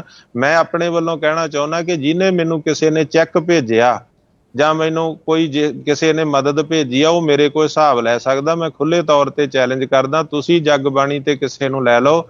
ਜਿਹਨੇ ਮੈਨੂੰ ਪੈਸੇ ਭੇਜੇ ਹੋਣ ਮੇਰੇ ਵਾਸਤੇ, ਵੈਸੇ ਸਾਰਾ ਕੁਝ ਸੰਗਤਾਂ ਦਾ ਹੀ ਆ, ਪੰਥ ਦਾ ਹੀ ਆ, ਕੌਮ ਦਾ ਹੀ ਆ, ਪਰ ਮੈਂ ਬਰਗਾੜੀ ਇਨਸਾਫ ਮੋਰਚੇ ਦੇ ਪੈਸੇ ਨੂੰ ਕਿਸੇ ਨੂੰ ਹੱਥ ਨਹੀਂ ਲਾਇਆ। ਕਿਉਂਕਿ ਜਦੋਂ ਸ਼ੁਰੂ ਹੋਇਆ ਸੀ ਮੋਰਚਾ, ਅਸੀਂ ਉਦੋਂ ਕਿਹਾ ਸੀਗਾ, ਜਥੇਬੰਦੀਆਂ ਦਾ ਇਕੱਠ ਕਰਕੇ ਮੈਂ ਇੱਕ ਦਿਨ ਮੀਟਿੰਗ ਕਰਕੇ ਕਿਹਾ ਸੀ ਕਿ ਇੱਕ ਗੱਲਬਾਤ ਕਮੇਟੀ ਬਣਾਈ ਜਾਵੇ ਜਿਹੜੀ ਸਰਕਾਰ ਨਾਲ ਗੱਲਬਾਤ ਕਰੇ, ਤੇ ਇੱਕ ਫਾਈਨਾਂਸ ਕਮੇਟੀ ਬਣਾਈ ਜਾਵੇ ਜਿਹੜੀ ਰੋਜ਼ ਦਾ ਆਮਦਨ ਖਰਚ ਦਾ ਹਿਸਾਬ ਰੱਖੇ। ਜਥੇਬੰਦੀਆਂ ਨੇ ਜਥੇਦਾਰ ਮੰਡ ਸਾਹਿਬ ਨੂੰ ਕਿਹਾ ਸੀ ਤਾਂ ਜਥੇਦਾਰ ਮੰਡ ਸਾਹਿਬ ਨੇ ਜਵਾਬ ਦੇ ਦਿੱਤਾ ਸੀ ਕਿ ਗੱਲਬਾਤ ਜਿਹਨੂੰ ਕਰਨ ਵਾਸਤੇ ਭੇਜਾਂਗੇ ਉਹ ਗੱਲਬਾਤ ਕਰ ਆਊਗਾ ਤੇ ਪੈਸੇ ਦਾ ਹਿਸਾਬ ਮੇਰੇ ਕੋਲੇ ਹੋਊਗਾ। ਤਾਂ ਹੀ ਉਹਨਾਂ ਦਾ ਮੁੰਡਾ, ਉਹਨਾਂ ਦੇ ਭਤੀਜੇ ਜਿਹੜੇ ਸੀਗੇ ਉਹ ਲੱਗੇ ਹੋਏ ਸੀ, ਪਰਿਵਾਰ ਉਹਨਾਂ ਦਾ, ਉਹਨਾਂ ਕੋਲੇ ਸਾਰਾ ਹਿਸਾਬ ਕਿਤਾਬ ਸੀ। ਮੇਰੇ ਜਥੇ ਦੇ ਸਿੰਘ ਨੇ, ਮੇਰੇ ਕਿਸੇ ਸਾਥੀ ਸਿੰਘ ਨੇ ਜਾਂ ਮੈਂ ਪੈਸੇ ਨੂੰ, ਜਿਹੜਾ ਬਰਗਾੜੀ ਇਨਸਾਫ ਮੋਰਚੇ ਦਾ ਪੈਸਾ ਸੀ, ਉਹਨੂੰ ਹੱਥ ਨਹੀਂ ਲਾਇਆ। ਉਹਦੇ ਵਾਸਤੇ ਮੈਂ ਫਿਰ ਬੇਨਤੀ ਕਰਦਾ ਕਿ ਜਿਹਨੇ ਕਿਸੇ ਨੇ ਮੈਨੂੰ ਬਰਗਾੜੀ ਇਨਸਾਫ, ਵੈਸੇ ਮੈਂ ਦੱਸਦਾ ਕਿ 7-8 ਲੱਖ ਰੁਪਏ ਦਾ ਤੇਲ ਜਿਹੜਾ ਰੋਜ਼ਾਨਾ 100 ਕਿਲੋਮੀਟਰ ਜਾਣਾ ਤੇ ਰੋਜ਼ਾਨਾ ਆਉਣਾ ਤੇ ਮਾਰਚ ਲੈ ਕੇ ਜਾਣਾ, ਇੰਨੇ ਰੁਪਈਆਂ ਦਾ ਤੇਲ ਵੀ ਫੂਕਿਆ 6.5 ਮਹੀਨੇ। ਉਹ ਸਾਰਾ ਕੁਝ ਹੈ ਸਾਡਾ ਪੰਥ ਦਾ ਹੀ, ਸੰਗਤਾਂ ਦਾ, ਕਿਉਂਕਿ ਮੇਰਾ ਕੋਈ ਬਿਜ਼ਨਸ ਜਾਂ ਵਪਾਰ ਨਹੀਂ ਆ, ਨਾ ਕੋਈ ਕਾਰਖਾਨਾ, ਨਾ ਕੋਈ ਫਾਰਮ ਹਾਊਸ ਆ ਮੇਰਾ। ਵੈਸੇ ਹੁਣ ਵੀ ਬਰਗਾੜੀ ਦੇ ਮੋਰਚੇ ਤੋਂ ਬਾਅਦ ਵੀ ਸਾਰਾ ਕੁਝ ਸੰਗਤਾਂ ਦਾ ਖਰਚ ਆ, ਸੰਗਤਾਂ ਹੀ ਕਰਦੀਆਂ ਨੇ ਦੇਸ਼ ਪ੍ਰਦੇਸ਼ ਚੋਂ ਇੱਥੇ ਜੋ ਅਸੀਂ ਸੇਵਾਵਾਂ ਕਰਦੇ ਆ। ਪਰ ਜਿਹੜਾ ਬਰਗਾੜੀ ਇਨਸਾਫ ਮੋਰਚੇ ਦਾ ਪੈਸਾ, ਉਹਦਾ ਹਿਸਾਬ ਜਥੇਦਾਰ ਮੰਡ ਸਾਹਿਬ ਕੋਲੇ ਆ ਤੇ ਉਹਨਾਂ ਕੋਲੇ ਰਜਿਸਟਰ ਲੱਗਾ ਬਕਾਇਦਾ। ਜਿਹਨੂੰ ਕਿਸੇ ਨੂੰ ਵੀ ਹਿਸਾਬ ਲੈਣਾ ਉਹ ਕਹਿੰਦੇ ਮੇਰੇ ਕੋਲ ਲਿਆ ਜਾ ਸਕਦਾ। ਉਹ ਠੀਕ ਦਿੰਦੇ ਆ, ਗਲਤ ਦਿੰਦੇ ਆ ਉਹਨਾਂ ਕੋਲੇ। ਤੇ ਉਹਨਾਂ ਦੀ ਵੀਡੀਓ ਜਿਹੜੀ ਆ ਉਹ ਵਾਇਰਲ ਹੋਈ ਆ, ਉਹ ਤੁਸੀਂ ਵੀ ਸੁਣ ਸਕਦੇ ਆ। ਆਖਰੀ ਦਿਨ ਜਦੋਂ ਉਹਨਾਂ ਨੇ ਸਟੇਜ ਤੇ ਮੋਰਚੇ ਦਾ ਐਲਾਨ ਕੀਤਾ ਸਮਾਪਤੀ ਦਾ, ਤੇ ਉਦੋਂ ਉਹਨਾਂ ਨੇ ਕਿਹਾ ਸੀ, ਜਿਹੜਾ ਮੈਂ ਪਹਿਲਾਂ ਕਹਿ ਚੁੱਕਾ, ਕਿ ਕਿਸੇ ਵੀ ਸਿੱਖ ਜਥੇਬੰਦੀ ਨੇ, ਸਹਿਯੋਗੀ ਨੇ ਤੇ ਕਿਸੇ ਵੀ ਜਥੇਦਾਰ ਨੇ, ਦਾਦੂਵਾਲ ਜਾਂ ਜਨਾਲਾ ਨੇ, ਇੱਥੋਂ 10 ਰੁਪਈਏ ਨਹੀਂ ਲਏ। ਜਥੇਦਾਰ ਮੰਡ ਸਾਹਿਬ ਦੀ ਆਪ ਦੀ ਸਪੀਚ ਤੁਸੀਂ ਸੁਣ ਸਕਦੇ ਹੋ। ਪਰ ਦਾਦੂਵਾਲ ਸਾਹਿਬ, ਤੁਹਾਨੂੰ ਕੋਈ ਕਿਆਫਾ ਤਾਂ ਹੋਊਗਾ ਨਾ ਕਿ ਕਿੰਨੀ ਕੁ ਭੇਟਾ ਇਕੱਠੀ ਹੋਈ ਸੀ? ਕੀ ਤੁਹਾਡੇ ਨਾਲ ਕੋਈ ਇਸ ਗੱਲ ਦੀ ਸਾਂਝ ਪਾਈ ਗਈ, ਤੁਹਾਨੂੰ ਦੱਸਿਆ ਗਿਆ, ਜਾਣਕਾਰੀ ਦਿੱਤੀ ਗਈ ਸੀ ਮੰਡ ਸਾਹਿਬ ਦੇ ਵੱਲੋਂ ਕਿ ਆਪਣੇ ਕੋਲ ਕਿੰਨਾ ਕੁ ਪੈਸਾ ਇਕੱਠਾ ਹੋਇਆ? ਬਿਲਕੁਲ ਨਹੀਂ ਜੀ। ਦੇਖੋ, ਇਸ ਚੀਜ਼ ਦਾ ਨਾ ਅਸੀਂ ਕਿਸੇ ਨੇ ਪੈਸਿਆਂ ਵਾਲੇ ਪਾਸੇ ਤਾਂ ਕੋਈ ਤੁਰਿਆ ਹੀ ਨਹੀਂ, ਨਾ ਕੋਈ ਜਥੇਬੰਦੀ, ਨਾ ਅਸੀਂ। ਜਿੱਦਣ ਉਹਨਾਂ ਜ਼ਿੰਮੇਵਾਰੀ ਲੈ ਲਈ ਸੀ, ਅਸੀਂ ਉਹਨਾਂ ਤੇ ਸਿੱਟ ਦਿੱਤੀ ਕਿ ਜੇ ਤੁਸੀਂ ਜ਼ਿੰਮੇਵਾਰੀ ਲੈਨੇ ਆ ਤਾਂ ਠੀਕ ਆ, ਤੁਸੀਂ ਹਿਸਾਬ ਦੇ ਜਿਓ। ਜਾਂਦੇ ਹਿਸਾਬ ਦੇਣਾ ਚਾਹੀਦਾ, ਜੇ ਸੰਗਤ ਦਾ ਪੈਸਾ ਤਾਂ ਸੰਗਤ ਨੂੰ ਹਿਸਾਬ ਦੇਣਾ ਚਾਹੀਦਾ। ਉਸ ਦਿਨ ਅਨਾਉਂਸ ਕਰਕੇ ਗਏ ਆ ਜੀ 1 ਕਰੋੜ 48 ਲੱਖ ਰੁਪਇਆ ਆਇਆ ਤੇ 1 ਕਰੋੜ 26 ਲੱਖ ਉਹਨਾਂ ਦੱਸਿਆ ਮੇਰੇ ਕੋਲ ਖਰਚ ਹੋਇਆ ਤੇ 22 ਲੱਖ ਰੁਪਇਆ ਬਕਾਇਆ ਉਹਨਾਂ ਨੇ ਮੇਜ਼ ਤੇ ਰੱਖ ਦਿੱਤਾ ਸੀ, ਜਿਹੜਾ ਪੰਥ ਨੇ, ਸੰਗਤਾਂ ਨੇ ਉਹਨਾਂ ਨੂੰ ਹੀ ਦੇ ਦਿੱਤਾ ਕਿ ਤੁਸੀਂ ਉਹ ਲੈ ਜਾਓ, ਤੁਸੀਂ ਇਹਦਾ ਹਿਸਾਬ ਕਿਤਾਬ ਜਿਹੜਾ ਉਹ ਦੇਣਾ ਵਾ। ਇਸ ਕਰਕੇ ਅਸੀਂ ਉਸ ਪੈਸੇ ਨੂੰ ਹੱਥ ਨਹੀਂ ਲਾਇਆ। ਔਰ ਮੈਂ ਇਹ ਬੇਨਤੀ ਦੂਸਰੀ ਵੀ ਕਰਦੇ ਆ ਤੁਹਾਨੂੰ ਕਿ ਇੱਕ ਦਿਨ ਜਥੇਦਾਰ ਮੰਡ ਸਾਹਿਬ ਨੇ ਖੁਦ, ਬਾਬਾ ਧਰਮਪਾਲ ਸਿੰਘ ਨੇ ਧਮੋਟ ਤੋਂ, ਕੋਈ ਬਾਹਰੋਂ ਸਿੰਘ ਆਇਆ ਸੀ, ਉਹਨੇ ਪੈਸੇ ਦਿੱਤੇ ਸੀ ਤੇ ਉਹ ਸਟੇਜ ਤੇ ਮੈਨੂੰ ਫੜਾ ਦਿੱਤੇ, ਮੈਂ ਅਨਾਉਂਸ ਕਰ ਦਿੱਤੇ। ਤੰਬੂ 'ਚ ਜਾ ਕੇ ਮੈਂ ਉਹਨਾਂ ਨੂੰ, ਮੰਡ ਸਾਹਿਬ ਨੂੰ ਦਿੱਤੇ ਉਹਨਾਂ ਦੇ ਸਾਹਮਣੇ। ਜਦੋਂ ਉਹ ਸੰਤ ਉੱਠ ਕੇ ਚਲੇ ਗਏ ਤਾਂ ਮੰਡ ਸਾਹਿਬ ਨੇ ਮੈਨੂੰ ਦੇ ਦਿੱਤੇ, ਕਹਿੰਦੇ ਤੁਹਾਡਾ ਤੇਲ ਬਹੁਤ ਲੱਗਦਾ ਤੇ 1 ਲੱਖ ਰੁਪਈਆ ਤੁਸੀਂ ਜੇਬ ਵਿੱਚ ਪਾ ਲਓ, ਜਿਹੜਾ ਹੈਗਾ ਵੀ ਤੁਹਾਡਾ ਖਰਚ ਆਉਂਦਾ। ਮੈਂ ਵਾਪਸ ਦੇ ਦਿੱਤੇ। ਮੈਂ ਕਿਹਾ ਮੰਡ ਸਾਹਿਬ, ਮੈਂ ਇਹ ਲੱਖ ਰੁਪਈਆ ਲੈ ਕੇ ਆਪਣਾ ਮੂੰਹ ਕਾਲਾ ਨਹੀਂ ਕਰਾਉਣਾ ਬਰਗਾੜੀ ਮੋਰਚੇ ਚੋਂ। ਪੈਸਿਆ ਜਿਹੜਾ ਸੰਗਤ ਦਾ ਹਿਸਾਬ ਕਿਤਾਬ ਤੁਸੀਂ ਦੇਣਾ ਵਾ ਸੰਗਤ ਨੂੰ ਜਾਣ ਲੱਗੇ। ਮੈਂ ਤੁਹਾਨੂੰ ਬੇਨਤੀ ਕਰੂੰਗਾ ਕਦੇ ਮੰਡ ਸਾਹਿਬ ਨੂੰ ਮੇਰੇ ਨਾਲ ਲਾਈਵ ਲੈ ਲਓ ਤੁਸੀਂ ਆਪਣੇ ਟੀਵੀ ਦੇ ਉੱਤੇ, ਤੇ ਆਹ ਜਿਹੜੀਆਂ ਗੱਲਾਂ ਮੈਂ ਕਹਿ ਰਿਹਾ ਮੈਂ ਮੰਡ ਸਾਹਿਬ ਦੇ ਸਾਹਮਣੇ ਇਹਦਾ ਦੁੱਧ ਦਾ ਦੁੱਧ ਤੇ ਪਾਣੀ ਦਾ ਪਾਣੀ ਕਰਾਂਗਾ। ਮੈਂ ਉਹਨਾਂ ਨੂੰ ਵਾਪਸ ਕਰ ਦਿੱਤਾ ਸੀ, ਮੈਂ ਉਹਨਾਂ ਤੋਂ ਪੈਸੇ ਨਹੀਂ ਸੀ ਲਏ। ਇਸ ਗੱਲ 'ਚ ਦਾਦੂਵਾਲ ਸਾਹਿਬ ਕਿੰਨੀ ਕੁ ਸੱਚਾਈ ਹੈ? ਕਹਿੰਦੇ ਕਿ ਤੁਹਾਡੀ ਉਸ ਦੌਰਾਨ ਤਲਖੀ ਕਾਫੀ ਹੋਈ ਔਰ ਤੁਸੀਂ ਇੱਥੋਂ ਤੱਕ ਵੀ ਗੱਲ ਮੰਡ ਸਾਹਿਬ ਨੂੰ ਕਹੀ ਕਿ ਮੰਡ ਸਾਹਿਬ ਜਿਹੜਾ ਤੁਹਾਡੇ ਗੱਲ 'ਚ ਝੱਗਾ ਪਾਇਆ ਹੋਇਆ ਇਹ ਵੀ ਮੇਰਾ ਪਾਇਆ ਹੋਇਆ। ਦੇਖੋ ਜਿਹੜੀਆਂ ਕਦੇ ਮੰਡ ਸਾਹਿਬ ਦੇ ਕੋਲੋਂ ਤੁਸੀਂ ਸੁਣੀਆਂ ਇਹ ਗੱਲਾਂ, ਕਦੇ ਜਿਹੜੀਆਂ ਬਰਗਾੜੀ ਇਨਸਾਫ ਮੋਰਚੇ ਦੀਆਂ ਸਹਿਯੋਗੀ ਜਥੇਬੰਦੀਆਂ ਸੀ ਉਹਨਾਂ ਤੋਂ ਸੁਣੀਆਂ? ਕੋਈ ਇੱਕ ਬੰਦਾ ਜੇ ਕੋਈ ਜਿਹੜਾ ਮੈਂ ਸਮਝਦਾ ਕਿ ਸਾਬਤ ਸੂਰਤ ਸਿੱਖ ਵੀ ਨਹੀਂ ਆ ਜਾਂ ਮੋਰਚੇ ਦੇ ਨਾਲ ਜਿਹੜਾ ਕਦੇ ਕਦੇ ਭਲਵਾਨੀ ਗੇੜਾ ਮਾਰ ਗਿਆ ਹੋਵੇ, ਉਹ ਕਿਤੇ ਇਹੋ ਜਿਹੀ ਬਿਆਨਬਾਜ਼ੀ ਕਰੇ, ਉਹਦਾ ਕਿੰਨਾ ਕੁ ਭਰੋਸਾ ਕੀਤਾ ਜਾ ਸਕਦਾ? ਇੱਕ ਵੀ ਜਥੇਬੰਦੀ ਨੇ ਓਪਨਲੀ ਅੱਜ ਤੱਕ ਇਦਾਂ ਦਾ ਬਿਆਨ ਦਿੱਤਾ? ਜਥੇਦਾਰ ਮੰਡ ਸਾਹਿਬ ਨੇ ਬਿਆਨ ਦਿੱਤਾ ਕੋਈ? ਜਦੋਂ ਸੰਘਰਸ਼ ਕਰ ਰਹੀਆਂ ਜਥੇਬੰਦੀਆਂ ਉਹਨਾਂ ਦੇ ਆਗੂ ਜਾਂ ਜਥੇਦਾਰ ਮੰਡ ਸਾਹਿਬ ਨੇ ਇਹੋ ਜਿਹਾ ਨਹੀਂ ਦਿੱਤਾ, ਤੇ ਪ੍ਰਾਪੇਗੰਡਾ ਤਾਂ ਬਹੁਤ ਕੀਤਾ ਗਿਆ ਵਿਰੋਧੀਆਂ ਵੱਲੋਂ, ਪ੍ਰਾਪੇਗੰਡਾ ਬਹੁਤ ਕੀਤਾ ਜਾ ਰਿਹਾ। ਫੇਰ ਹੀ ਨਿਕਲਦਾ ਤੋਂ ਹੀ ਧੂਆਂ ਅੱਜ ਕੱਲ ਕੱਢੀ ਜਾਂਦੇ ਜੀ। ਸੋਸ਼ਲ ਮੀਡੀਆ ਦੇ ਉੱਤੇ ਘਰਾਂ 'ਚ ਬੈਠੇ ਕਮੈਂਟ ਕਰਦੇ ਆ, ਉੱਥੇ ਤੁਸੀਂ ਆ ਹੁਣ ਨਹੀਂ ਪਿਛਲੇ ਦਿਨਾਂ ਦੇ ਵਿੱਚ ਬਿਨਾਂ ਮਤਲਬ ਤੋਂ ਹੀ ਧੂਆਂ ਕੱਢ ਦਿੱਤਾ, ਨਾ ਕੋਈ ਗੱਲ ਨਾ ਕਹਾਣੀ। ਇੱਥੇ ਧੂਆਂ ਕੱਢਣ ਵਾਸਤੇ ਬੰਦੇ ਬੈਠੇ ਨੇ, ਬਕਾਇਦਾ ਉਹ ਪੇਡ ਨੇ, ਧੜਿਆਂ ਨਾਲ ਜੁੜੇ ਹੋਏ ਨੇ। ਉਹਨਾਂ ਦੀ ਡਿਊਟੀ ਇਹ ਲੱਗਦੀ ਆ। ਉਹ ਬਹੁਤ ਜਿਹਨਾਂ ਦੀ ਡਿਊਟੀ ਇਹ ਆ, ਬੜਿਆਂ ਨੇ ਆਪਣੇ ਸਾਈਬਰ ਵਿੰਗ ਬਣਾਏ ਹੋਏ, IT ਵਿੰਗ ਬਣਾਏ ਹੋਏ ਆ, ਕਈਆਂ ਨੇ ਆਪਣੇ ਸਮਰਥਕ ਛੱਡੇ ਆ। ਉਹਨਾਂ ਨੂੰ ਕੰਮ ਦਿੱਤਾ ਜਾਂਦਾ ਕਿ ਤੁਸੀਂ ਅੱਜ ਇਸ ਬੰਦੇ ਦਾ ਧੂਆਂ ਕੱਢਣਾ, ਤੇ ਉਹ ਸਾਰਾ ਦਿਨ ਉਸੇ ਧੂਆਂ ਕੱਢਣ ਤੇ ਹੀ ਲੱਗੇ ਰਹਿੰਦੇ ਆ। ਇਹ ਵੱਖਰੀ ਗੱਲ ਆ ਵੀ ਉਹ ਸਫਲ ਹੁੰਦੇ ਆ ਕਿ ਨਹੀਂ ਹੁੰਦੇ, ਸੱਚਾਈ ਉਹਦੇ 'ਚ ਹੈ ਜਾਂ ਨਹੀਂ ਹੈ। ਜਿੰਨਾ ਦੇਖੋ ਸੋਸ਼ਲ ਮੀਡੀਆ ਦਾ ਫਾਇਦਾ ਵੀ ਬਹੁਤ ਆ, ਪਰ ਗੁੰਮਰਾਹ ਕੁਨ ਬਿਆਨ, ਜਿਹੜੀ ਬਿਆਨਬਾਜ਼ੀ ਜਾਂ ਗੁੰਮਰਾਹ ਕੁਨ ਪ੍ਰਚਾਰ ਅੱਜ ਸੋਸ਼ਲ ਮੀਡੀਆ ਤੇ ਹੋ ਰਿਹਾ, ਉਹਨਾਂ ਕਿਤੇ ਵੀ ਮੈਂ ਸਮਝਦਾ ਨਹੀਂ ਆ। ਇਹ ਜਿਹੜਾ ਸੋਸ਼ਲ ਮੀਡੀਆ ਦਾ ਫਾਇਦਾ ਵੀ ਆ, ਸੋਸ਼ਲ ਮੀਡੀਆ ਦਾ ਨੁਕਸਾਨ ਬੜਾ ਵੱਡਾ ਕਿ ਇੱਥੇ ਜਿਹਦੇ ਮਰਜ਼ੀ ਕੱਪੜੇ ਪਾੜ ਦਿਓ, ਜਿਹਦੇ ਮਰਜ਼ੀ ਜਿਹੜਾ ਹੈਗਾ ਉਹ ਖਿਲਾਫ ਬਿਆਨ ਲਾ ਦਿਓ, ਜਿਹਨੂੰ ਮਰਜ਼ੀ ਗਾਲਾਂ ਕੱਢ ਦਿਓ, ਫੇਕ ਆਈਡੀਆਂ ਬਣਾ ਕੇ ਬੰਦੇ ਬੈਠੇ ਹੋਏ ਆ। ਸੋ ਇਸ ਚੀਜ਼ ਦੀ ਨਾ ਅਸੀਂ ਕਦੇ ਪਰਵਾਹ ਕੀਤੀ ਆ, ਨਾ ਕਰਦੇ। ਅਸੀਂ ਗੁਰੂ ਪੰਥ ਦੇ ਸੇਵਾਦਾਰ ਆ ਤੇ ਗੁਰੂ ਪੰਥ ਦੀ ਸੇਵਾ 'ਚ ਦਿਨ ਰਾਤ ਇੱਧਰ ਅਸੀਂ ਲੱਗੇ ਹੋਏ ਆ। ਇਹੋ ਜਿਹੇ ਲੋਕਾਂ ਦੀ ਅਸੀਂ ਪਰਵਾਹ ਨਹੀਂ ਕਰਦੇ।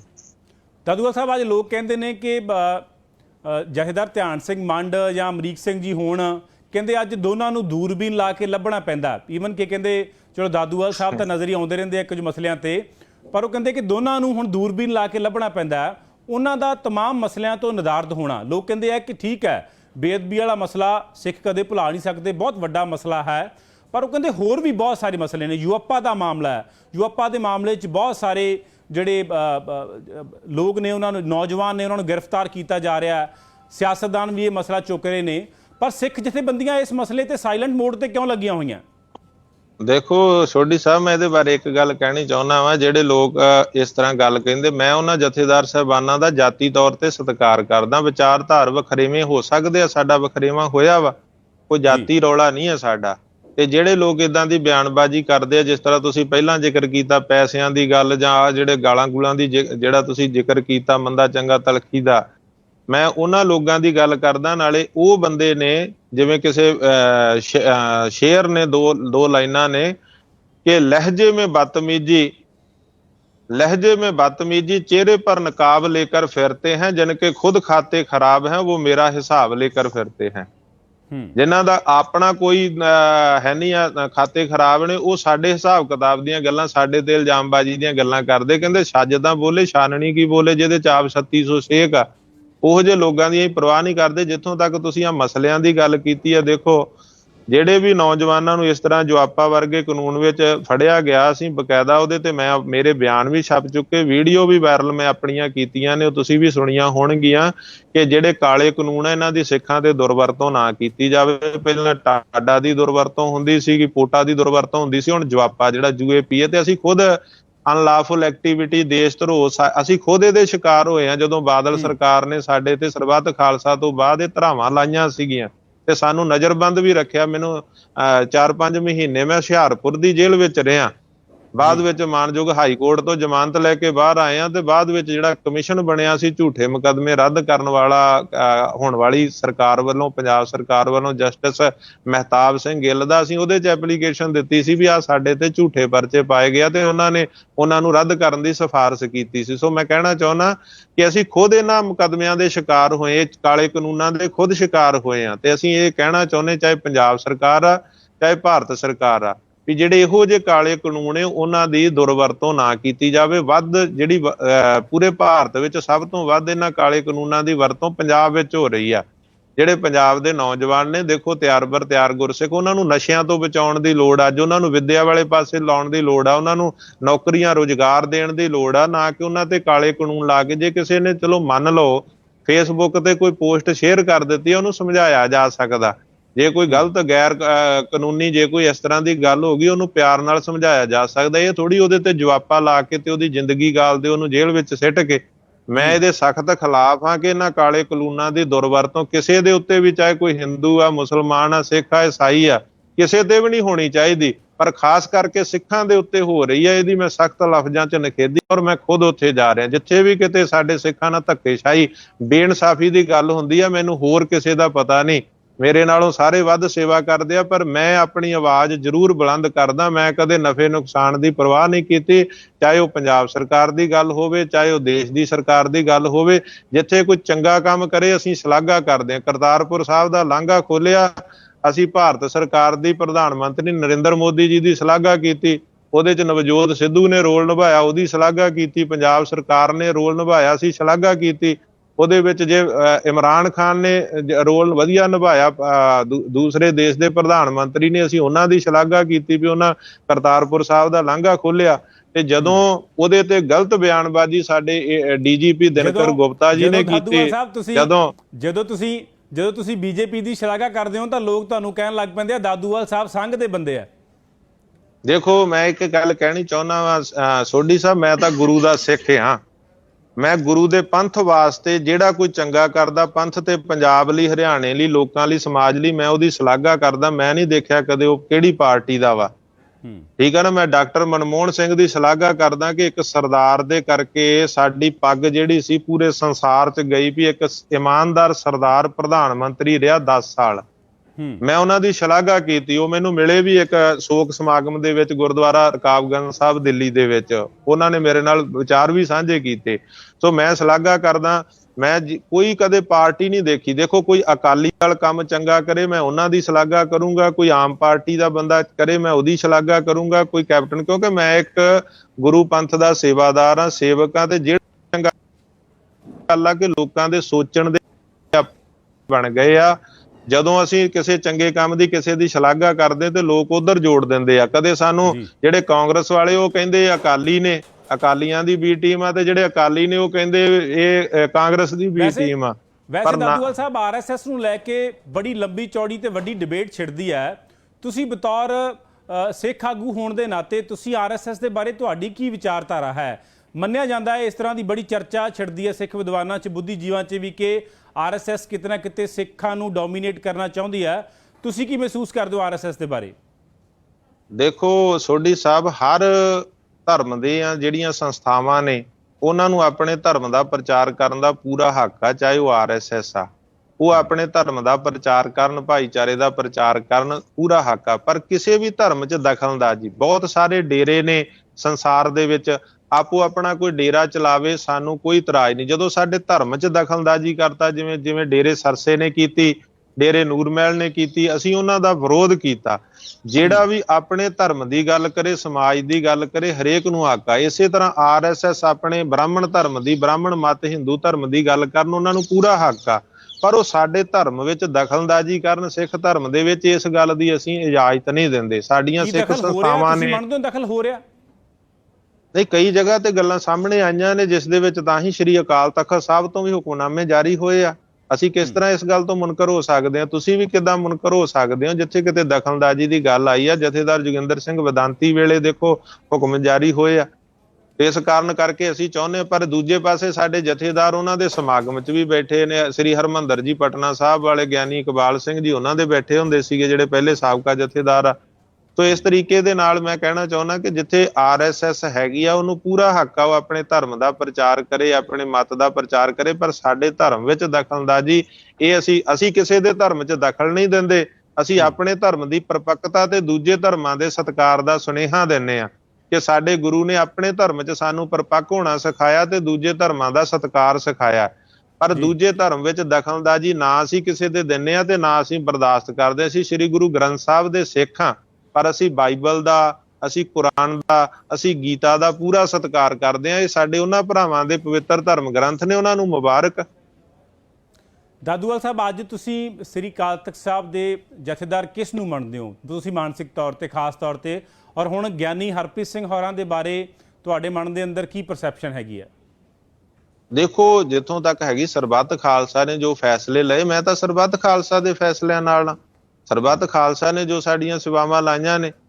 ਗਿਆਨੀ ਹਰਪ੍ਰੀਤ ਸਿੰਘ ਤਾਂ ਤੁਸੀਂ ਦੇਖੋ ਜਿਸ ਤਰ੍ਹਾਂ SGPC ਜਿਸ ਤਰੀਕੇ ਨਾਲ ਲਾਉਂਦੀ ਆ, ਉਹ ਤੁਹਾਨੂੰ ਵੀ ਪਤਾ, ਪਹਿਲਾਂ ਗਿਆਨੀ ਗੁਰਬਚਨ ਸਿੰਘ ਸੀਗੇ। ਅੱਜ ਵੀ ਤੁਸੀਂ ਦੇਖੋ ਗਿਆਨੀ ਗੁਰਬਚਨ ਸਿੰਘ ਨੇ ਜੋ ਬਾਦਲ ਪਰਿਵਾਰ ਦੇ ਸਾਰੇ ਤੇ ਸੌਦਾ ਸਾਧ ਨੂੰ ਮੁਆਫੀਨਾਮਾ ਦਿੱਤਾ, ਇਸ ਕਰਕੇ ਅੱਜ ਵੀ ਉੱਥੇ ਅੰਮ੍ਰਿਤਸਰ ਸਾਹਿਬ ਚਲੇ ਜਾਓ, ਗਿਆਨੀ ਹਰਪ੍ਰੀਤ ਸਿੰਘ ਦੀ ਰਿਹਾਇਸ਼ ਦੇਖ ਲਓ ਮੌਜੂਦਾ ਜਥੇਦਾਰ ਦੀ, ਤੇ ਗਿਆਨੀ ਗੁਰਬਚਨ ਸਿੰਘ ਦੀ ਦੇਖ ਲਓ ਜਿਹੜੀ ਸ਼੍ਰੋਮਣੀ ਕਮੇਟੀ ਨੇ ਦਿੱਤੀ ਆ। ਪਿਛਲੇ ਦਿਨਾਂ ਤੱਕ ਅਖਬਾਰਾਂ 'ਚ ਖਬਰਾਂ ਵੀ ਨਸ਼ਰ ਹੋਈਆਂ ਕਿ ਸ਼੍ਰੋਮਣੀ ਕਮੇਟੀ ਵੱਲੋਂ ਗਿਆਨੀ ਹਰਪ੍ਰੀਤ ਸਿੰਘ ਜੀ ਦੇ ਵਾਸਤੇ ਤਾਂ ਉੱਥੇ 4 ਕਿਲੋ ਦੁੱਧ ਆਉਂਦਾ ਵਾ ਆਏ ਗਏ ਨੂੰ ਛਕਾਉਣ ਲਈ, ਤੇ ਗਿਆਨੀ ਗੁਰਬਚਨ ਸਿੰਘ ਵਾਸਤੇ 20 ਕਿਲੋ ਆਉਂਦਾ ਵਾ ਅੱਜ ਵੀ।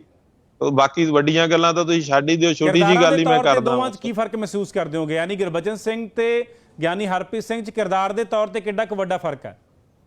ਦੇਖੋ, ਜਾਤੀ ਤੌਰ ਤੇ ਅਸੀਂ ਹਰ ਸਿੱਖ ਦਾ ਸਤਿਕਾਰ ਕਰਦੇ ਹਾਂ, ਪਰ ਬਤੌਰ ਜਥੇਦਾਰ ਅਕਾਲ ਤਖ਼ਤ ਸਾਹਿਬ ਅਸੀਂ ਉਹਨਾਂ ਨੂੰ ਨਹੀਂ ਮੰਨਦੇ। ਬਤੌਰ ਸਿੱਖ ਅਸੀਂ ਸਭ ਦਾ ਸਤਿਕਾਰ ਕਰਦੇ ਹਾਂ, ਚਾਹੇ ਗਿਆਨੀ ਹਰਪ੍ਰੀਤ ਸਿੰਘ, ਜਿੱਥੇ ਗਿਆਨੀ ਗੁਰਬਚਨ ਸਿੰਘ ਦੀ ਗੱਲ ਆ, ਉਹਨਾਂ ਨੇ ਸੌਦਾ ਸਾਧ ਨੂੰ ਮੁਆਫੀਨਾਮਾ ਦਿੱਤਾ, ਉਹ ਪੰਥ ਦੇ ਅਸੀਂ ਉਹਨਾਂ ਨੂੰ ਕਟਹਿਰੇ 'ਚ ਖੜਾ ਕੀਤਾ ਹੋਇਆ। ਗਿਆਨੀ ਹਰਪ੍ਰੀਤ ਸਿੰਘ ਨੂੰ ਅਸੀਂ ਚੰਗਾ ਕਹਿ ਦਿਆਂਗੇ ਜੇ ਗਿਆਨੀ ਹਰਪ੍ਰੀਤ ਸਿੰਘ ਜੀ ਇੱਕ ਜਾਂਚ ਕਮੇਟੀ ਬਣਾਉਣ ਕਿ ਜਿਹੜਾ ਉਦੋਂ ਮਾਫੀਨਾਮਾ ਦਿੱਤਾ ਗਿਆ ਸੀ ਉਹਦੇ 'ਚ ਕੌਣ-ਕੌਣ ਦੋਸ਼ੀ ਸੀ, ਜਥੇਦਾਰ ਵੀ ਦੋਸ਼ੀ ਸੀ, ਸਿਆਸੀ ਲੋਕ ਕਿਹੜੇ ਦੋਸ਼ੀ ਸੀਗੇ। ਗਿਆਨੀ ਹਰਪ੍ਰੀਤ ਸਿੰਘ ਜੀ ਨੂੰ ਅਸੀਂ ਚੰਗਾ ਕਹਿ ਦਿਆਂਗੇ ਜੇਕਰ 267 ਗੁਰੂ ਗ੍ਰੰਥ ਸਾਹਿਬ ਦੇ ਸਰੂਪਾਂ ਦੀ ਜਿਹੜੇ ਗੁੰਮ ਹੋਏ ਉਹਨਾਂ ਦੇ ਸੱਚਾਈ ਕੱਢ ਦੇਣ। ਗਿਆਨੀ ਹਰਪ੍ਰੀਤ ਸਿੰਘ ਜੀ ਨੂੰ ਅਸੀਂ ਚੰਗਾ ਕਹਿ ਦਿਆਂਗੇ ਜੇਕਰ ਇੱਕ ਜਿਹੜਾ ਬਰਗਾੜੀ ਕਾਂਡ ਵਿੱਚ ਦੋਸ਼ ਦੇ ਪਹਿਰੇ 'ਚ ਖੜਾ ਪੁਲਿਸ ਅਫਸਰ ਆ ਉਹਨੂੰ ਸਰੋਪਾ ਪਾਉਣ ਵਾਲਿਆਂ ਤੇ ਕਾਰਵਾਈ ਕਰਨ। ਅਸੀਂ ਗਿਆਨੀ ਹਰਪ੍ਰੀਤ ਸਿੰਘ ਜੀ ਨੂੰ ਕਹਿ ਦਿਆਂਗੇ ਚੰਗਾ ਜੇ ਉਹ ਜਿੰਨੇ ਪੰਥਕ ਮਸਲੇ ਆ ਉਹਨਾਂ ਦੇ ਉੱਤੇ ਜਿਹੜਾ ਹੈਗਾ ਬੇਬਾਕੀ ਦੇ ਨਾਲ ਆਪਣੀ ਗੱਲ ਕਰਨ, ਇਨਸਾਫ ਦੀ ਗੱਲ ਕਰਨ ਇਸ ਵੇਲੇ, ਕਿਉਂਕਿ ਉੱਥੇ SGPC ਦੇ ਵੱਲੋਂ ਮੌਕੇ ਤੇ ਬੈਠੇ ਡਿਊਟੀ ਨਿਭਾ ਰਹੇ ਆ, ਤੇ ਉਹਨਾਂ ਨੂੰ ਉਹ ਨਹੀਂ ਕਹਿਣਾ ਚਾਹੀਦਾ ਕਿ ਜੋ ਬਾਦਲ ਪਰਿਵਾਰ ਨੂੰ ਚੰਗਾ ਲੱਗਦਾ ਜਾਂ ਜੋ ਬਾਦਲ ਪਰਿਵਾਰ ਕਹਿੰਦਾ ਵਾ। ਉਹਨਾਂ ਨੂੰ ਜਿਹੜੇ ਜੋ ਪੰਥਕ ਰਵਾਇਤਾਂ ਅਨੁਸਾਰ ਬਣਦਾ, ਬਤੌਰ ਸਿੱਖ ਅਸੀਂ ਉਹਨਾਂ ਤੋਂ ਆਸ ਕਰਦੇ ਕਿ ਉਹਨਾਂ ਨੂੰ ਕਰਨਾ ਚਾਹੀਦਾ, ਪਰ ਨਹੀਂ ਜੋ ਹੁਣ ਤੱਕ ਸਾਡੇ ਸਾਹਮਣੇ ਰਿਜ਼ਲਟ ਆ, ਜਿੱਥੇ ਅਕਾਲੀ ਦਲ ਬਾਦਲ, ਜਾਂ ਹੁਣ ਦੇਖੋ ਪੋਸ਼ਾਕ ਦਾ ਮਸਲਾ ਆਇਆ ਵਾ, ਤੇ ਪੋਸ਼ਾਕ ਦੇ ਮਸਲੇ ਤੇ ਕਿੰਨਾ ਰੌਲਾ ਪਿਆ। ਇੱਕ ਸਾਬਕਾ ADGP ਦੇ ਬਿਆਨ ਤੇ ਡੇਰੇ ਦੇ ਪੈਰੋਕਾਰ ਕਹਿ ਰਹੇ ਆ ਕਿ ਉਹਨੇ ਐ ਕਿਹਾ ਸੀਗਾ, ਤੇ ਹੁਣ ਗਿਆਨੀ ਹਰਪ੍ਰੀਤ ਸਿੰਘ ਦਾ ਬਿਆਨ ਛਪਦਾ, ਉਹ ਪਤਾ ਨਹੀਂ ਸੱਚਾ ਵਾ ਕਿ ਝੂਠਾ। ਉਹ ਕਹਿੰਦੇ ਪੋਸ਼ਾਕ ਵਾਲਾ ਮਸਲਾ ਤਾਂ ਐਵੇਂ ਆ, ਇਹਦਾ ਕੋਈ ਮਤਲਬ ਨਹੀਂ ਹੈ, ਇਹਦੇ ਬਾਰੇ ਮੈਨੂੰ ਨਾ ਪੁੱਛੋ, ਇਹ ਸੋਸ਼ਲ ਮੀਡੀਆ ਤੇ ਘੁੰਮ ਰਿਹਾ, ਪਤਾ ਨਹੀਂ ਉਹ ਸੱਚਾਈ ਹੈ ਕਿ ਨਹੀਂ ਹੈ। ਪਰ ਮੈਂ ਇਹਨਾਂ ਸਾਰੇ ਗੱਲਾਂ ਤੇ, ਇਹ ਸਾਰੇ ਮਸਲਿਆਂ ਤੇ ਕਹਿਣਾ ਚਾਹੁੰਦਾ ਕਿ ਗਿਆਨੀ ਹਰਪ੍ਰੀਤ ਸਿੰਘ ਨੂੰ ਜਿਹੜਾ ਹੈਗਾ ਇੱਕ ਨਿਰਪੱਖ ਤੌਰ ਤੇ ਜੇ ਉਹ ਡਿਊਟੀ ਨਿਭਾਉਣ, ਉੱਥੇ ਸੇਵਾ ਕਰਨ, ਤਾਂ ਅਸੀਂ ਚੰਗਾ ਕਹਿ ਦਿਆਂਗੇ ਵੀ ਉਹ ਚੰਗੇ ਆ। ਪਰ ਜਿੱਥੋਂ ਤੱਕ ਤੁਹਾਡੀ ਜਾਣਕਾਰੀ ਕੀ ਕਹਿੰਦੀ ਹੈ ਦਾਦੂਵਾਲ ਸਾਹਿਬ, ਕੀ ਪੋਸ਼ਾਕ 'ਚ ਸੁਖਬੀਰ ਸਿੰਘ ਬਾਦਲ ਦਾ ਹੱਥ ਹੋ ਸਕਦਾ? ਦੇਖੋ, ਮੇਰੇ ਕੋਲ ਮੈਂ ਉਨੀਆਂ ਗੱਲਾਂ ਬੋਲਦਾ ਹੁੰਨਾ ਜਿੰਨੀਆਂ ਗੱਲਾਂ ਦਾ ਮੈਨੂੰ ਪੂਰਾ ਕੌਨਫੀਡੈਂਸ ਹੋਵੇ ਤੇ ਸਬੂਤ ਹੋਵੇ। ਮੈਂ ਇਸ ਤਰ੍ਹਾਂ ਕਦੇ ਬਿਨਾਂ ਮਤਲਬ ਤੋਂ ਕਦੇ ਜਿਹੜਾ ਇਲਜ਼ਾਮਬਾਜ਼ੀ ਜਿਹੜੀ ਉਹ ਨਹੀਂ ਕਰਦਾ। ਜਿਵੇਂ ਸੁਖਬੀਰ ਬਾਦਲ ਨੇ ਮੇਰੇ ਤੇ ਕੀਤੀ ਸੀ ਤੇ ਬਾਅਦ ਚ ਵਿਧਾਨ ਸਭਾ ਚ ਉਹਨੂੰ ਝੂਠਾ ਕਰਾਰ ਦਿੱਤਾ ਗਿਆ ਸੀ, ਉਹਦੇ ਤੇ ਬਕਾਇਦਾ ਪ੍ਰਿਵਿਲੇਜ ਕਮੇਟੀ ਕੋਲੇ ਕੇਸ ਗਿਆ ਸੀਗਾ ਵਿਧਾਨ ਸਭਾ ਚ। ਅੱਜ ਉਹ ਵਿਧਾਨ ਸਭਾ ਦਾ MLA ਨਹੀਂ ਰਿਹਾ, MP ਬਣ ਗਿਆ, ਇਸ ਕਰਕੇ ਉਹ ਕੇਸ ਸੈਂਟਰ ਕੋਲੇ ਜਾਣਾ ਚਾਹੀਦਾ। ਜਿਹੜਾ ਉਹਨੇ ਝੂਠ ਬੋਲਿਆ ਸੀ ਵਿਧਾਨ ਸਭਾ ਚ ਕਿ ਦਾਦੂਵਾਲ ਨੇ ਬਹਿਸ ਹੋਣ ਤੋਂ ਪਹਿਲਾਂ ਰਾਤ ਕੈਪਟਨ ਅਮਰਿੰਦਰ ਸਿੰਘ ਦੀ ਕੋਠੀ 'ਚ ਬਹਿ ਕੇ ਉਹ ਰਿਪੋਰਟ ਤਿਆਰ ਕੀਤੀ ਹੈ, ਜਦੋਂ ਕਿ ਮੈਂ ਕੈਪਟਨ ਅਮਰਿੰਦਰ ਸਿੰਘ ਦੀ ਕੋਠੀ 'ਚ ਕਦੇ ਨਹੀਂ ਰਾਤ ਰਹੇ ਹੋ। ਕਿਹਾ ਜਾ ਰਿਹਾ ਕਿ ਮੰਤਰੀ ਦੇ ਵੱਲੋਂ ਵੀ ਕੋਈ ਬਿਆਨ ਆਇਆ ਸੀ ਇਸ ਤਰ੍ਹਾਂ ਦਾ। ਹਾਂ, ਨਹੀਂ, ਮੰਤਰੀ ਸਾਹਿਬ ਦਾ ਬਿਆਨ ਇਹ ਸੀਗਾ ਕਿ ਦਾਦੂਵਾਲ ਸਾਹਿਬ ਸਾਡੇ ਪਿੰਡ ਦੇ ਆ, ਅਸੀਂ ਆਪਣੇ ਪਿੰਡ 'ਚ ਇੱਕ ਦੂਜੇ ਦੇ ਆਉਂਦੇ ਜਾਂਦੇ ਆ, ਮਿਲਦੇ ਆ, ਤੇ 2 ਪੀੜ੍ਹੀਆਂ ਤੋਂ ਸਾਂਝ ਆ, ਤੇ ਮੇਰੀ ਇਕੱਲੇ ਬਾਜਵਾ ਸਾਹਿਬ ਨਾਲ ਹੀ ਨਹੀਂ, ਜਿਹੜੇ ਸਾਡੇ ਇਲਾਕੇ ਦੇ ਅਕਾਲੀ ਆ। ਇੱਥੇ ਕ੍ਰਿਟਿਸਿਜ਼ਮ ਪਤਾ ਤੁਹਾਡਾ ਕਿਉਂ ਹੁੰਦਾ, ਤੁਹਾਡੀ ਆਲੋਚਨਾ ਕਿਉਂ ਹੁੰਦੀ ਹੈ? ਉਹ ਕਹਿੰਦੇ ਕਾਂਗਰਸੀਆਂ ਦੇ ਨਾਲ ਇੱਕ ਪਾਸਿਓਂ ਤਾਂ 36 ਦਾ ਅੰਕੜਾ ਹੋਵੇ, ਦੂਜੇ ਪਾਸਿਓਂ ਇਹ ਕਿਹਾ ਗਿਆ ਸੀਗਾ ਮਾਨ ਸਾਹਿਬ ਤੇ ਦਾਦੂਵਾਲ ਸਾਹਿਬ ਦੇ ਵੱਲੋਂ ਕਿ ਜਿਹੜਾ ਭਾਈ KPS ਗਿੱਲ ਦੇ ਭੋਗ ਤੇ ਜਾਊਗਾ ਜਾਂ ਫਿਰ ਜਿਹੜਾ ਡੇਰੇ ਜਾਊਗਾ। ਸ੍ਰੀ ਅਕਾਲ ਤਖਤ ਸਾਹਿਬ ਦੇ ਵੱਲੋਂ ਇਹ ਗੱਲ ਕਹੀ ਗਈ ਸੀ ਕਿ ਜਿਹੜਾ ਡੇਰਿਆਂ ਨਾਲ ਸੰਬੰਧ ਰੱਖੂਗਾ ਉਹਦੇ ਨਾਲ ਸਿੱਖ ਬਾਈਕਾਟ ਕਰਨਗੇ। ਕਹਿੰਦੇ ਕਾਂਗਰਸ ਨੇ ਦੋਵੇਂ ਗੱਲਾਂ ਕੀਤੀਆਂ, ਉਹ ਭੋਗ ਤੇ ਵੀ ਗਏ ਤੇ ਡੇਰੇ 'ਚ ਵੋਟ ਮੰਗਣ ਵਾਸਤੇ ਵੀ ਗਏ। ਇਸ ਦੇ ਬਾਵਜੂਦ ਦਾਦੂਵਾਲ ਸਾਹਿਬ ਦੇ ਕਾਂਗਰਸੀ ਮੰਤਰੀਆਂ ਦੇ ਨਾਲ ਯਾਰਾਨੇ ਨੇ। ਉਹ ਕਹਿੰਦੇ ਕਿ ਸਿੱਖ ਲੀਡਰ ਨੂੰ ਇਹ ਗੱਲਾਂ ਸ਼ੋਭਾ ਨਹੀਂ ਦਿੰਦੀਆਂ। ਦੇਖੋ ਰਮਨਦੀਪ ਸਿੰਘ ਸੋਢੀ ਜੀ, ਬਹੁਤ ਚੰਗੇ ਸਿੱਖ ਜਿਹੜੇ ਆ ਉਹ ਕਾਂਗਰਸ ਪਾਰਟੀ 'ਚ ਵੀ ਹੈਗੇ ਆ ਤੇ ਬਹੁਤ ਮਾੜੇ ਸਿੱਖ ਜਿਹੜੇ ਆ ਉਹ ਅਕਾਲੀ ਦਲ 'ਚ ਵੀ ਹੈਗੇ ਆ। ਮੈਂ ਤੁਹਾਨੂੰ ਇਹ ਦੱਸਣਾ ਚਾਹੁੰਦਾ, ਤੁਸੀਂ ਦੱਸੋ ਜਿਹੜੇ ਸਿੱਖ ਕਤਲੇਆਮ ਦੀ ਗੱਲ ਆ, ਉੱਥੇ ਇੰਦਰਾ ਗਾਂਧੀ ਪਰਿਵਾਰ ਨੂੰ ਅਸੀਂ ਜਿਹੜਾ ਹੈਗਾ ਇੰਦਰਾ ਗਾਂਧੀ ਨੂੰ, ਰਾਜੀਵ ਗਾਂਧੀ ਨੂੰ ਕਟਹਿਰੇ 'ਚ ਖੜਾ ਕਰਦੇ ਆ, KPS ਗਿੱਲ ਨੂੰ ਖੜਾ ਕਰਦੇ ਆ, ਸਮੇਧ ਸੈਣੀ ਨੂੰ ਖੜਾ ਕਰਦੇ ਆ, ਉਹਦੇ ਖਿਲਾਫ ਬੋਲਦੇ ਆ। ਪਰ ਹੁਣ ਤੁਸੀਂ ਦੱਸੋ ਵੀ ਸਿੱਖ ਕਤਲੇਆਮ 'ਚ ਤ੍ਰਿਪਤ ਰਜਿੰਦਰ ਸਿੰਘ ਬਾਜਵਾ ਦਾ ਕੀ ਰੋਲ ਆ? ਮੈਨੂੰ ਦੱਸੋ ਜੀ। ਉਹਨਾਂ ਨੇ ਕਿਹੜਾ ਕਤਲੇਆਮ ਕਰਾਇਆ ਵਾ? ਦੱਸੋ ਮੈਨੂੰ। ਫਿਰ ਉਹ ਡੇਰਾ ਕਿਸੇ ਹੋਰ ਨੇ ਮੈਂ ਲੱਗ ਪੈਂਦਾ, ਕਹਿੰਦੇ ਵੀ ਡੇਰਿਆਂ ਤੇ ਸਾਰੇ ਮੰਤਰੀ ਜਾਂਦੇ ਆ, ਵੀ ਤੁਸੀਂ ਕਾਲੀਆਂ ਕੱਲਿਆਂ ਨੂੰ ਟਾਰਗੇਟ ਕਰਦੇ ਹੋ, ਕਾਂਗਰਸ ਨੂੰ ਨਿਸ਼ਾਨੇ ਤੇ ਕਿਉਂ ਨਹੀਂ ਲੈਂਦੇ? ਉਹ ਕਹਿੰਦੇ CM ਸਾਹਿਬ ਵੀ ਡੇਰੇ ਵੋਟ ਲੈਣ ਗਏ, ਬਾਕੀ ਲੀਡਰ ਵੀ ਗਏ ਸੀ। ਜਿੱਥੋਂ ਤੱਕ ਵੋਟ ਸਿਸਟਮ ਦੀ ਜਿਹੜੇ ਵੋਟ ਲੈਣ ਗਏ ਸੀਗੇ ਤੇ ਅਸੀਂ ਸ੍ਰੀ ਅਕਾਲ ਤਖਤ ਸਾਹਿਬ ਤੇ ਤਲਬ ਕੀਤੇ ਸੀਗੇ, ਸਰਬੱਤ ਖਾਲਸਾ ਜਥੇਦਾਰਾਂ ਨੇ 1 ਘੱਟ 40 ਸੀਗੇ, ਉਹ ਨਹੀਂ ਆਏ। ਅਸੀਂ ਉਹਨਾਂ ਨੂੰ ਪੰਥ ਚੋਂ ਛਿੱਕਿਆ। ਬਾਅਦ ਵਿੱਚ ਜਿਹੜੇ ਹੈਗੇ ਸੀਗੇ ਉਹ ਆਪਣਾ SGPC ਦੇ ਜਥੇਦਾਰਾਂ ਨੇ ਵੀ ਉਹਨਾਂ ਨੂੰ ਤਲਬ ਕੀਤਾ ਤੇ ਤਨਖਾਹ ਲਾਈ। ਸਾਡਾ ਤਾਂ ਦੁਖਾਂਤ ਇਹ ਆ ਕਿ ਜਿਹੜਾ ਡੇਰੇ ਸਰਸੇ ਤੋਂ ਵੋਟਾਂ ਮੰਗਣ ਦਾ ਦੋਸ਼ੀ ਅਕਾਲ ਤਖਤ ਤੋਂ ਸਜ਼ਾ ਜਾਪਦਾ ਬਾਦਲ ਪਰਿਵਾਰ ਨੇ ਗੋਬਿੰਦ ਸਿੰਘ ਲੌਂਗੋਵਾਲ ਸਾਡੀ ਮਹਾਨ ਸੰਸਥਾ ਦਾ ਪ੍ਰਧਾਨ ਲਾਇਆ ਹੋਇਆ ਵਾ। ਸਾਡਾ ਇਹ ਦੁੱਖ ਆ, ਸਾਨੂੰ ਇਸ ਗੱਲ ਦਾ ਦੁਖਾਂਤ ਆ ਸਾਡੀ ਕੌਮ ਦਾ ਵੀ ਜਿਹੜੇ ਡੇਰੇ ਸਰਸੇ ਕੋਲੇ ਗੇਟ ਕਢਾਉਂਦੇ ਵੋਟਾਂ ਮੰਗਦੇ। ਜਵਾਬ ਦਿੰਦੇ, ਕਹਿੰਦੇ ਵੀ ਜੋ 2007 ਚ ਸਲਾਬਤਪੁਰ ਵਾਲੇ ਡੇਰੇ ਦਾ ਘਿਰਾਓ ਕਰਨ ਜਾ ਰਹੇ ਸੀ, ਤੁਹਾਡੇ ਪੁਰਾਣੇ ਸਾਥੀ ਵੀ ਨਾਲ ਸੀ, ਕਹਿੰਦੇ ਦਾਦੂਵਾਲ ਸਾਹਿਬ ਨੇ ਅੱਗੇ ਹੋ ਕੇ ਲਕੀਰ ਖਿੱਚਤੀ ਵੀ ਭਾਈ ਇਦੋਂ ਗਾਂ ਕੋਈ ਨਹੀਂ ਲੰਘੂਗਾ, ਸਰਕਾਰ ਫੈਸਲਾ ਕਰ ਦੂਗੀ, ਮਤਲਬ ਉਦੋਂ ਹੱਲ ਹੋ ਜਾਊਗਾ। ਇਸ ਗੱਲ 'ਚ ਸੱਚਾਈ ਆ? ਬਿਲਕੁਲ ਇਹ ਗੱਲ ਨਹੀਂ ਸੀਗੀ। ਉੱਥੇ ਟਕਰਾਅ ਪੈਦਾ ਹੋ ਰਿਹਾ ਸੀ ਬਾਬਾ ਹਰਨਾਮ ਸਿੰਘ ਦਾ, ਭਾਈ ਅਮਰੀਕ ਸਿੰਘ ਜਨਾਲਾ ਦਾ ਤੇ ਹੋਰ ਜਥੇਬੰਦੀਆਂ ਦਾ। ਉੱਥੇ ਗੱਲ ਇਹ ਖਿੱਚੀ ਸੀ ਜਦੋਂ ਸਾਰੇ ਅੱਗੋਂ ਪੁਲਿਸ ਫੋਰਸਾਂ ਵੱਡੀ ਗਿਣਤੀ ਦੇ ਵਿੱਚ ਆ ਗਈਆਂ ਸੀਗੀਆਂ ਤੇ ਉੱਥੇ ਗੱਲ ਇਹ ਹੋਈ ਸੀ ਵੀ ਕੋਈ ਵੀ ਸਿੱਖ ਜਿਹੜੇ ਆਗੂ ਗੱਲ ਕਰਨ ਜਾ ਰਹੇ ਅਫਸਰਾਂ ਦੇ ਨਾਲ, ਉਹਨਾਂ ਦੇ ਪਿੱਛੇ ਨਾ ਆਉਣ, ਕਿਉਂਕਿ 8-10 ਆਗੂਆਂ ਦੀ ਡਿਊਟੀ ਲੱਗੀ ਸੀ ਕਿ ਲਕੀਰ ਤੋਂ ਅੱਗੇ ਕਿਸੇ ਨੇ ਨਹੀਂ ਆਉਣਾ, ਪਿੱਛੇ ਰਹਿਣਾ। ਸੰਗਤ ਨੇ ਵੱਡੀ ਗਿਣਤੀ 'ਚ ਸੰਗਤ ਸੀਗੀ, ਜਿਹੜੇ ਆਗੂ ਨੇ ਉਹ ਅੱਗੇ ਗੱਲ ਕਰਨਗੇ। ਉਹ ਜਿਹੜੀ ਲਕੀਰ ਸੀ ਉਹ ਇਹ ਨਹੀਂ ਸੀਗੀ, ਅਸੀਂ ਇਹ ਨਹੀਂ ਸੀ ਕਹਿ ਰਹੇ ਵੀ ਤੁਸੀਂ ਜਿਹੜਾ ਹੈਗਾ ਕੋਈ ਅੱਗੇ ਨਹੀਂ ਆਉਣਾ ਤੇ ਅਸੀਂ ਅੱਗੇ ਜਾ ਰਹੇ ਹਾਂ। ਉਹ ਜਿਹੜੇ ਆਗੂਆਂ ਦੀ ਡਿਊਟੀ ਲੱਗੀ ਸੀ, ਇੱਕ ਟਕਰਾਅ ਦਾ ਮਾਹੌਲ ਪੈਦਾ ਹੋ ਰਿਹਾ ਸੀ ਜਿਹਨੂੰ ਅਸੀਂ ਟਕਰਾਅ ਨੂੰ ਟਾਲਣਾ ਚਾਹੁੰਦੇ ਸੀ। ਉਸ ਵੇਲੇ ਜਿਹੜੇ ਵਖਰੇਵੇਂ ਜਿਸ ਤਰ੍ਹਾਂ ਹੁਣ ਸਾਹਮਣੇ ਆਏ ਸੀ, ਇਸੇ ਤਰ੍ਹਾਂ ਉਦੋਂ ਜ਼ਿਆਦਾ ਵਖਰੇਵੇਂ ਸੀ ਤੇ ਉਸ ਵੇਲੇ ਉਹਨਾਂ ਆਗੂਆਂ ਦੇ ਟਕਰਾਅ ਨੂੰ ਟਾਲਣ ਵਾਸਤੇ ਜਿਹੜਾ ਸੀਗਾ, ਇੱਕ ਤਾਂ ਇਹ ਕੀਤਾ ਗਿਆ, ਦੂਸਰਾ ਉਹਨਾਂ ਨੂੰ ਗੁਰਦੁਆਰਾ ਸਾਹਿਬ 'ਚ ਭੇਜਿਆ ਗਿਆ। ਬਾਬਾ ਹਰਨਾਮ ਸਿੰਘ ਹੁਣੀ ਗੁਰਦੁਆਰਾ ਸਾਹਿਬ 'ਚ ਜਾ ਕੇ ਰਹਿਰਾਸ ਦਾ ਪਾਠ ਉਹਨਾਂ ਨੇ ਆਰੰਭ ਕਰ ਲਿਆ ਸੀ ਬਾਅਦ ਵਿੱਚ। ਇਹ ਜਿਹੜੀ ਗੱਲ ਆ, ਇਹ ਵਿਰੋਧੀ ਪ੍ਰਚਾਰ ਹਮੇਸ਼ਾ ਕਰਦੇ ਆ। ਅਸੀਂ ਤਾਂ ਸਾਰੇ ਜਿਹੜੇ ਸੀਗੇ ਉਸ ਕਾਫਲੇ ਦਾ ਹਿੱਸਾ ਸੀ, ਔਰ ਨਾਲੇ ਅਸੀਂ ਤਾਂ ਜਾ ਕੇ ਰਲੇ ਸੀਗੇ। ਜਦੋਂ ਪਤਾ ਲੱਗਿਆ ਕਿ ਮੌੜ ਮੰਡੀ ਵਾਲਾ ਡੇਰਾ ਢਾਹ ਦਿੱਤਾ ਤੇ ਏਡਾ ਵੱਡਾ ਕਾਫਲਾ ਜਾ ਰਿਹਾ, ਜਥੇਦਾਰ ਆਨੰਦਗੜ੍ਹ ਨੇ ਜਿੰਨੇ ਸੰਤ ਮਹਾਤਮਾ ਤੇ ਆਗੂ ਸੀ ਉਹਨਾਂ ਦੀ ਕੋਠੀ 'ਚ ਹੁਕਮਨਾਮੇ ਤੋਂ ਬਾਅਦ ਗਏ, ਸਾਰਿਆਂ ਨੂੰ ਕਿਹਾ ਵੀ ਜਾਓ ਭਾਈ, ਉਹ ਕਾਫਲਾ ਗਿਆ ਉਹਨਾਂ ਦੇ ਨਾਲ ਜਾਓ। ਤੇ ਅਸੀਂ ਸਾਰੇ ਉਹ ਕਾਫਲੇ ਦਾ ਹਿੱਸਾ ਬਣੇ ਸੀਗੇ ਜਿਹੜਾ ਡੇਰੇ ਸਲਾਬਤਪੁਰੇ ਵੱਲ ਨੂੰ ਵੱਧ ਰਿਹਾ ਸੀਗਾ। ਪਰ ਜਦੋਂ ਅੱਗੇ ਸਾਰੀ ਪੁਲਿਸ ਦੀਆਂ ਛਾਉਣੀਆਂ ਪੈ ਗਈਆਂ ਅੱਗੇ, ਤਾਂ ਏਡੀ ਵੱਡੀ ਗਿਣਤੀ 'ਚ ਫੋਰਸਾਂ ਆ ਗਈਆਂ, ਤਾਂ ਉਸ ਵੇਲੇ ਉਹਨਾਂ ਨਾਲ ਅਫਸਰਾਂ ਨਾਲ ਗੱਲਬਾਤ ਉਹ ਸਪੀਕਰ ਤੇ ਅਨਾਉਂਸ ਕਰ ਰਹੇ ਸੀ ਤੇ ਉਹਨਾਂ ਨਾਲ ਗੱਲਬਾਤ ਕਰਨ ਵਾਸਤੇ ਉਹ ਜਿਹੜੀ ਲਕੀਰ ਖਿੱਚੀ ਸੀਗੀ ਕਿ ਇਦੋਂ ਅੱਗੇ ਸੰਗਤ ਨਾ ਆਵੇ, ਸਿਰਫ ਆਗੂ ਜਾਣਗੇ ਅੱਗੇ। ਇੱਕ ਹੋਰ ਇਲਜ਼ਾਮ ਤੁਹਾਡੇ ਸਾਥੀ ਪ੍ਰਚਾਰਕ ਭਾਈ ਰਣਜੀਤ ਸਿੰਘ ਢੱਡਰੀਆਂ ਵਾਲੇ ਤੁਹਾਡੇ ਤੇ ਲਗਾਉਂਦੇ ਨੇ, ਕਹਿੰਦੇ ਨੇ ਕਿ ਬਾਕੀ ਸਾਰੇ ਡੇਰਿਆਂ ਤੇ ਦਾਦੂਵਾਲ ਸਾਹਿਬ ਬੋਲਦੇ ਨੇ, ਪਰ ਡੇਰਾ ਬਿਆਸ ਮੁਖੀ ਦੇ ਨਾਲ ਦਾਦੂਵਾਲ ਸਾਹਿਬ ਦੀ ਬਹੁਤ ਪੱਕੀ ਦੋਸਤੀ ਆ ਤੇ ਕਹਿੰਦੇ ਡੇਰਾ ਬਿਆਸ ਦੇ ਮੁਖੀ ਦਾਦੂਵਾਲ ਸਾਹਿਬ ਦੇ ਆਨੰਦ ਕਾਰਜ ਤੇ ਵੀ ਆਉਂਦੇ ਨੇ, ਜਦਕਿ ਕਹਿੰਦੇ ਟਕਸਾਲ ਦਾ ਤੇ ਡੇਰਾ ਬਿਆਸ ਦਾ ਤਾਂ ਪਹਿਲੇ ਦਿਨ ਤੋਂ ਕਹਿੰਦੇ ਕਿ ਜਿਹੜਾ ਸਬੰਧ ਆ ਕੁੜੱਤਣ ਭਰੇ ਰਹੇ ਨੇ। ਨਹੀਂ ਦੇਖੋ, ਮੈਂ ਇੱਕ ਗੱਲ ਕਹਿਣੀ ਚਾਹੁੰਦਾ ਵਾਂ, ਸੰਤ ਜਰਨੈਲ ਸਿੰਘ ਖਾਲਸਾ ਭਿੰਡਰਾਂ ਵਾਲਿਆਂ ਦਾ ਹੈੱਡਕੁਆਟਰ ਮਹਿਤਾ ਚੌਂਕ ਸੀਗਾ ਜੀ। ਮੈਨੂੰ ਤੁਸੀਂ ਹਿਸਟਰੀ ਕੱਢ ਕੇ ਦੇ ਦਿਓ ਕਿ ਸੰਤ ਜਰਨੈਲ ਸਿੰਘ ਮਹਿਤਾ ਚੌਂਕ ਤੋਂ ਕੋਲ ਦੀ ਜਿਹੜੀਆਂ ਗੱਡੀਆਂ ਤੇ ਟਰੱਕ ਭਰ ਕੇ ਡੇਰੇ ਬਿਆਸ ਨੂੰ ਲੋਕਾਂ ਦੇ ਜਾਂਦੇ ਸੀਗੇ।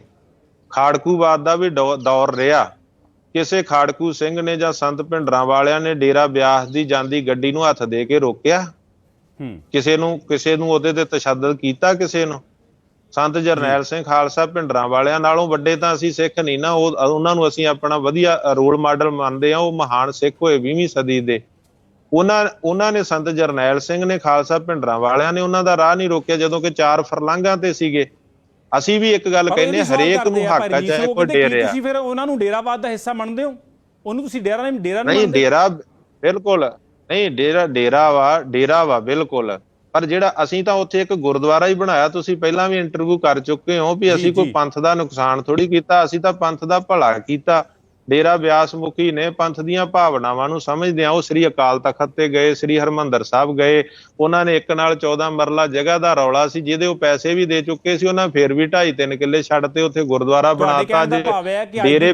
ਡੇਰਾ ਬਿਆਸ ਦੇ ਵੱਲੋਂ ਇਹੋ ਜਿਹਾ ਕੋਈ ਵੀ ਕੰਮ ਨਹੀਂ ਕੀਤਾ ਗਿਆ ਜਿਹੜਾ ਕਿ ਸਿੱਖ ਧਰਮ ਦੇ ਖਿਲਾਫ ਹੋਵੇ ਜਾਂ ਫਿਰ ਉਹਨਾਂ ਦੀ ਮਰਿਆਦਾ ਨੂੰ ਢਾਹ ਲਾਉਂਦਾ ਹੋਵੇ। ਦੀ ਡੇਟ ਤੇ ਅੱਜ ਦੀ ਡੇਟ ਦੇ ਵਿੱਚ ਡੇਰੇ ਬਹੁਤ ਨੇ। ਦੇਖੋ ਹੋਰ ਵੀ ਬਹੁਤ ਸਾਰੇ ਡੇਰੇ ਨੇ ਜਿਹੜੇ ਸਾਇਲੈਂਟ ਆਪਣਾ ਜਿਹੜਾ ਹੈਗਾ ਉਹ ਪ੍ਰਚਾਰ ਕਰਦੇ, ਆਪਣੀ ਜੋ ਉਹਨਾਂ ਦੀਆਂ ਸੇਵਾਵਾਂ ਨੇ। ਅਸੀਂ ਕਿਸੇ ਦੀਆਂ ਕੰਧਾਂ ਨਾਲ ਟੱਕਰਾਂ ਨਹੀਂ ਮਾਰਨੀਆਂ।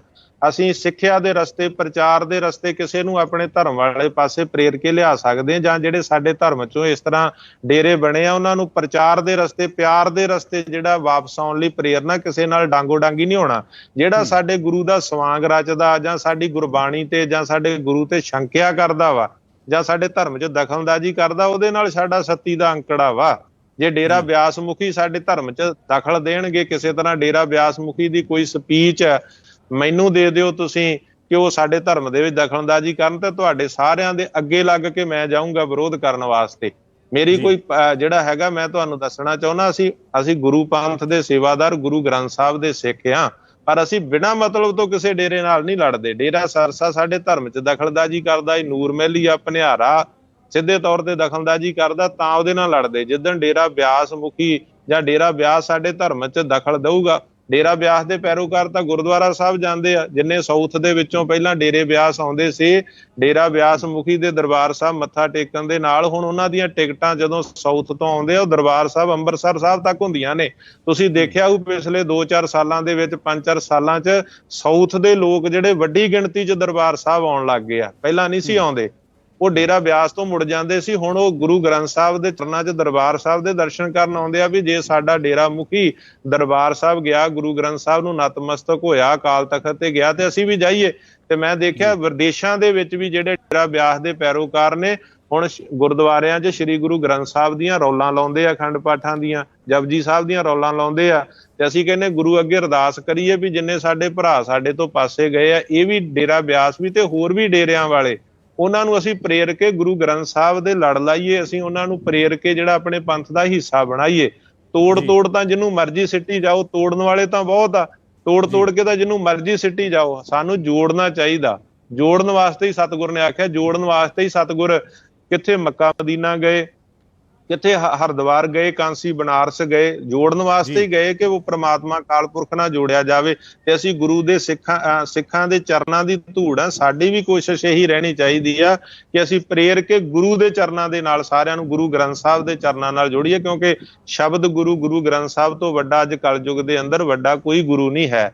ਔਰ ਡੇਰਾ ਬਿਆਸ ਮੁਖੀ ਨੇ ਖੁਦ ਆਪ ਆਖਿਆ ਸੀਗਾ ਜਦੋਂ ਅੰਮ੍ਰਿਤਸਰ ਮੱਥਾ ਟੇਕਣ ਗਏ ਆ, ਪੱਤਰਕਾਰਾਂ ਵੀਰਾਂ ਨੇ ਸਵਾਲ ਕੀਤਾ ਕਿ ਤੁਸੀਂ ਗੁਰੂ ਕਹਾਉਂਦੇ ਹੋ, ਕਹਿੰਦੇ ਨਹੀਂ ਮੈਂ ਗੁਰੂ ਨਹੀਂ ਆ, ਮੈਂ ਇੱਕ ਸੰਸਥਾ ਦਾ ਮੁਖੀ ਆ। ਗੁਰੂ ਗ੍ਰੰਥ ਸਾਹਿਬ ਨੇ ਤੇ ਸਭ ਤੋਂ ਵੱਡਾ ਸਤਿਗੁਰੂ ਨਾਨਕ ਜਿਨ ਕਲ ਰਾਖੀ ਮੇਰੀ। ਤਾਂ ਹੀ ਉਹਨਾਂ ਨੇ ਆਪਣੇ ਜਿਹੜੇ ਉਹਨਾਂ ਦੇ ਬੱਚੇ ਆ, ਉਹਨਾਂ ਦੇ ਆਨੰਦ ਕਾਰਜ ਵੀ ਗੁਰੂ ਗ੍ਰੰਥ ਸਾਹਿਬ ਦੀ ਹਜ਼ੂਰੀ 'ਚ ਕੀਤੇ ਆ। ਉਹਨਾਂ ਨੇ ਆਪਣੇ ਪੋਤਰਿਆਂ ਦੇ ਜਨਮ ਦਿਨ ਮਨਾਏ ਆ ਤੇ ਤਾਂ ਵੀ ਗੁਰੂ ਗ੍ਰੰਥ ਸਾਹਿਬ ਦੀ ਹਜ਼ੂਰੀ 'ਚ। ਤੇ ਸਾਡੇ ਜਿਹੜੇ ਪੰਥ ਦੇ ਪ੍ਰਸਿੱਧ ਕੀਰਤਨੀਏ ਆ, ਉਹ ਉਹਨਾਂ ਗੁਰਮਤਿ ਸਮਾਗਮਾਂ ਤੇ ਜਾ ਕੇ ਕੀਰਤਨ ਕਰਕੇ ਆਏ ਆ। ਜੀ, ਤਾਂ ਤੁਸੀਂ ਕੀ ਮਹਿਸੂਸ ਕਰਦੇ ਹੋ ਕਿ ਸਿੱਖਾਂ ਨੂੰ ਡੇਰੇ ਜਾਣ ਦੀ ਫਿਰ ਕੋਈ ਮਨਾਹੀ ਨਹੀਂ ਹੋਣੀ ਚਾਹੀਦੀ ਡੇਰਾ ਬਿਆਸ 'ਚ? ਨਹੀਂ, ਦੇਖੋ ਉੱਥੇ ਗੁਰਦੁਆਰਾ ਸਾਹਿਬ ਬਣਾਇਆ ਹੋਇਆ। ਅਸੀਂ ਡੇਰੇ ਦੇ ਅੰਦਰ ਜਿਹੜਾ ਹੈਗਾ, ਅਸੀਂ ਕਿਸੇ ਨੂੰ ਅਸੀਂ ਸਿੱਖਾਂ ਨੂੰ ਇਹ ਬੇਨਤੀ ਕਰਦੇ ਹਾਂ ਕਿ ਕਿਸੇ ਵੀ ਡੇਰੇ ਬਾਰੇ ਜਾਂ ਕਿਸੇ ਵੀ ਧਰਮ ਬਾਰੇ ਜਰਨਲ ਨੌਲੇਜ ਲੈਣੀ ਸਭ ਲਈ ਜ਼ਰੂਰੀ ਆ, ਪਰ ਅਸੀਂ ਸਾਬਤ ਸੂਰਤ ਹੋਣਾ, ਖੰਡੇ ਬਾਟੇ ਦਾ ਅੰਮ੍ਰਿਤ ਛਕ ਕੇ ਗੁਰੂ ਗ੍ਰੰਥ ਸਾਹਿਬ ਦੇ ਲੜ ਲੱਗਣਾ। ਉਸ ਡੇਰੇ ਦੀ ਪਰੰਪਰਾ ਜਿਹੜੀ ਆ ਉਹ ਨਾਮਦਾਨ ਦੀ ਆ। ਸਾਡੇ ਸਿੱਖ ਪੰਥ ਦੀ ਪਰੰਪਰਾ ਨਾਮਦਾਨ ਦੀ ਨਹੀਂ ਆ। ਸਾਡੇ ਸਿੱਖ ਪੰਥ ਦੀ ਪਰੰਪਰਾ ਪੰਜ ਪਿਆਰਿਆਂ ਕੋਲੋਂ ਖੰਡੇ ਬਾਟੇ ਦਾ ਅੰਮ੍ਰਿਤ ਛਕ ਕੇ ਗੁਰੂ ਗ੍ਰੰਥ ਸਾਹਿਬ ਦੇ ਲੜ ਲੱਗਣਾ। ਅਸੀਂ ਗੁਰੂ ਗ੍ਰੰਥ ਸਾਹਿਬ ਦੇ ਸਿੱਖਾਂ ਤੇ ਜੋ ਸਾਨੂੰ ਗੁਰੂ ਗੋਬਿੰਦ ਸਿੰਘ ਮਹਾਰਾਜ ਨੇ ਮਰਜ਼ਾਦਾ ਦਿੱਤੀ ਆ ਖਾਲਸੇ ਦੀ ਸਾਜਨਾ ਕਰਕੇ, ਅਸੀਂ ਉਹਦੀ ਪਾਲਣਾ ਕਰਨੀ ਆ। ਤੇ ਬਾਕੀ ਵਿਜ਼ਿਟ ਕਿਸੇ ਡੇਰੇ 'ਚ ਕਰਨਾ, ਕਿਸੇ ਮੰਦਿਰ ਮਸਜਿਦ, ਮੈਂ ਬਹੁਤ ਸਾਰੇ ਮੰਦਿਰਾਂ ਦੇ ਵਿੱਚ ਵੀ, ਮੈਂ ਮਸਜਿਦਾਂ ਦੇ ਵਿੱਚ ਵੀ ਵਿਜ਼ਿਟ ਕੀਤਾ। ਉੱਥੇ ਦਾ ਸਾਰਾ ਕੁਝ ਜਰਨਲ ਨੌਲੇਜ ਵਾਸਤੇ ਵੀ ਕਿਸ ਤਰ੍ਹਾਂ ਸਾਡੇ ਗੁਰੂ ਸਾਹਿਬ ਗਏ ਆ। ਸਾਡੇ ਗੁਰੂ ਸਾਹਿਬ ਹਰਿਦੁਆਰ, ਕਾਂਸੀ ਬਨਾਰਸ ਜਾਂ ਮੱਕੇ ਤੇ ਕੋਈ ਮੱਥਾ ਟੇਕਣ ਥੋੜੀ ਗਏ ਸੀਗੇ।